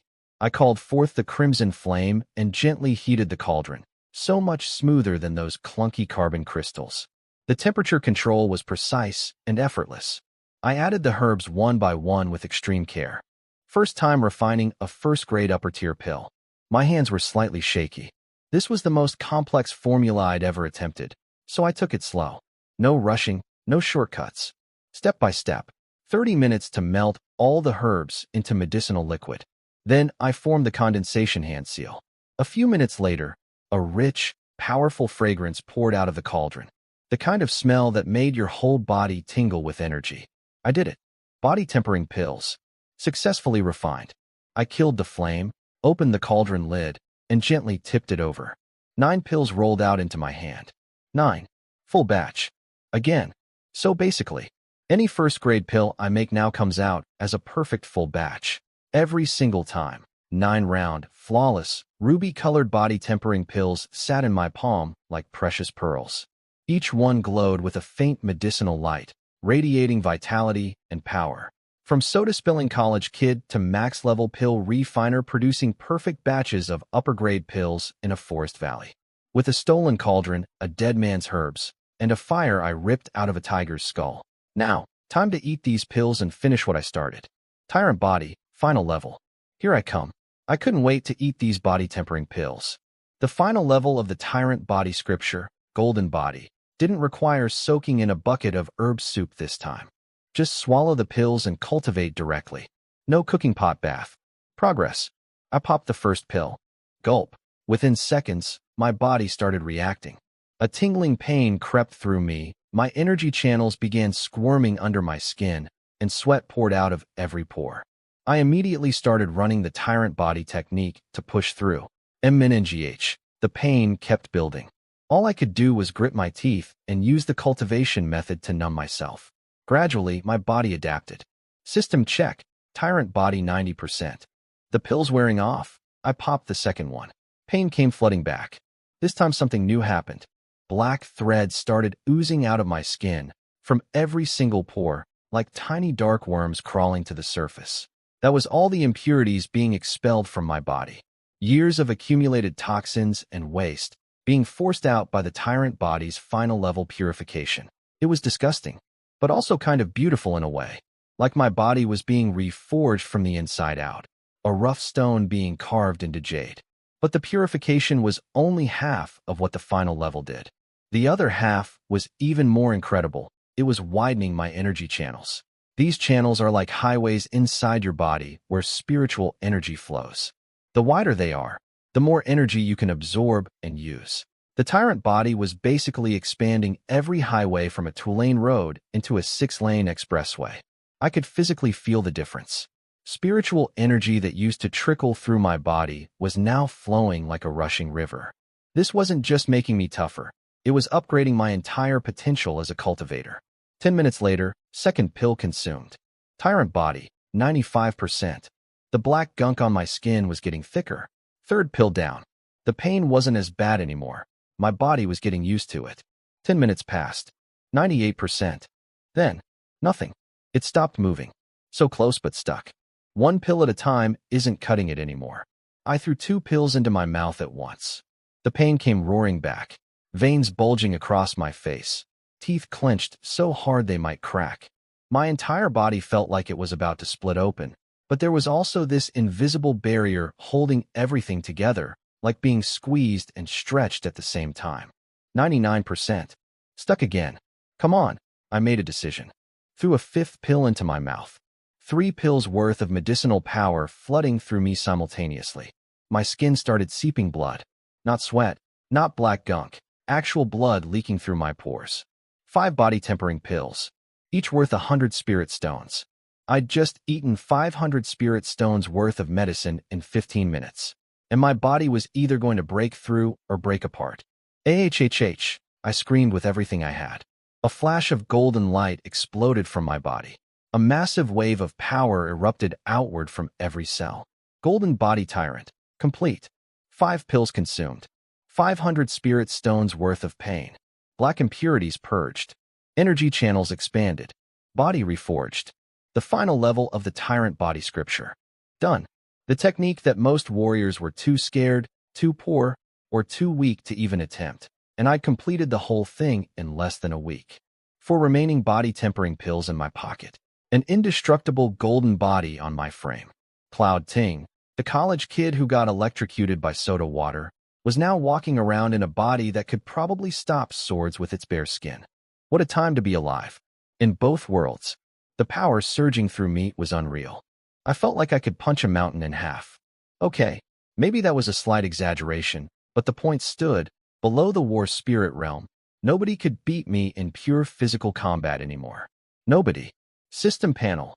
Host. Cloud Ting level. Warrior 7-star. 53 out of 80. Strength. 118 speed, 106 skill points, 62 martial techniques, Wild Blade Slash 100%, Tyrant Body 100%, Mystic Vein Finger 35% profession. Level 1 Pill Refiner 100%. The Tyrant Body completion boosted everything. Strength, speed, even my experience jumped up as a bonus. My stats were absolutely ridiculous for a 7-star warrior. Oops. I accidentally became unbeatable among my peers. Ha! Used 6 body tempering pills total, 3 left over. Thank God I maxed my pill refining skill first. If I'd only made 5 pills instead of 9, I'd be stuck at 99% pulling my hair out right now. Then I noticed the smell. Oh God, what I asked that? It's like I fell into a sewer, right? The black impurity sludge. It was caked all over me, absolutely reeking. Even my cyan wolf, the beast that happily ate raw human corpses, had retreated to a safe distance with a disgusted look on its face. I just took a bath. And now I need another one. Splash. Back into the lake. Ah, much better. Wait, am I taller again? The moment I put on clothes, I could tell. The body purification had made me grow even more, and my muscles looked leaner and more defined. 2 days later. Sunset Forest. I'd been on an absolute rampage. Regular mid-first tier beasts couldn't satisfy me anymore. I pushed deeper and deeper into the forest, surrounded by rare herbs and endless demon beasts. I flicked my finger, and a burst of energy punched clean through a demon beast's skull. That was kill number 22 today. My level had shot up to Warrior 9-star, 82 out of 100. Almost at 10-star. In these 2 days I'd fully mastered the Mystic Vein Finger with skill points, and learned the Breeze Sword technique from the Leaf family too. Long-range finger blasts, close-range fist combat, elegant sword work, I had it all now. I harvested the beast materials with practiced hands and tossed the leftover flesh to my wolf. Speaking of which, the cyan wolf had reached peak mid-first tier in just a few days. No surprise there. When you're eating late-tier demon beast meat for breakfast, lunch, and dinner, even a pig would power up. Time to head back. All 3 storage bags are nearly full. Need to sell everything and resupply. I hopped onto the wolf's back, and we turned toward White Moon City. But just as we started moving, boom, a deafening explosion like 1,000 thunderbolts detonating at once. The sound ripped through the entire forest with terrifying force, echoing off every tree and cliff face. The entire mountain shook. The ground trembled beneath us like it was about to crack open. Ancient trees swayed violently, branches snapping, leaves raining down everywhere. I grabbed fistfuls of the wolf's mane and held on tight, trying not to get thrown off. Whatever just happened out there, it was something way above my pay grade. The kind of power that makes 9-star warriors feel like ants. Stay low? Or go investigate. Who am I kidding? I was definitely going to investigate. What is happening? The earthquake lasted only a few seconds, but that thunderous booming sound was getting closer. Fast. Something absolutely terrifying was heading this way. Then I saw the forest around me erupt into pure chaos. Every demon beast in the area, the ones that usually strut around like they own the place, were fleeing in blind panic, crashing through trees, trampling everything, running for their lives. And then I spotted something that made my blood run cold. 2 second-tier demon beasts, the kings of this part of the forest, were running with the pack. These things were supposed to be apex predators, afraid of nothing. And they were sprinting like terrified rabbits. When the bosses are running, you run. Wolf, go, go, go. We need to get out of here. Now, the cyan wolf didn't need to be told twice. It howled and launched forward at full speed, kicking up a trail of dust behind us. Boom. Another explosion, this one so close it felt like it went off right next to my ear. A shock wave of air slammed into us and flipped the wolf over completely. We both went tumbling across the ground. I shook my head, staggered to my feet, and looked toward the source of the noise. Several hundred meters away, in the sky, a massive creature that looked like a dragon straight out of Western mythology was thrashing through the air, its enormous wings generating hurricane-force winds with every beat. Its thick tail whipped around like a living weapon, and it was breathing fire, spraying torrents of flame and deadly energy blasts at something in front of it. And that something? A person. A human figure dancing through the sky like a graceful phantom, dodging the dragon's attacks with impossible agility, weaving, spinning, rolling through the air like gravity didn't apply to them. A War King level expert. My eyes nearly fell out of my head. In this world, only warriors who've reached the War King realm can actually fly. That's 4 entire realms above me.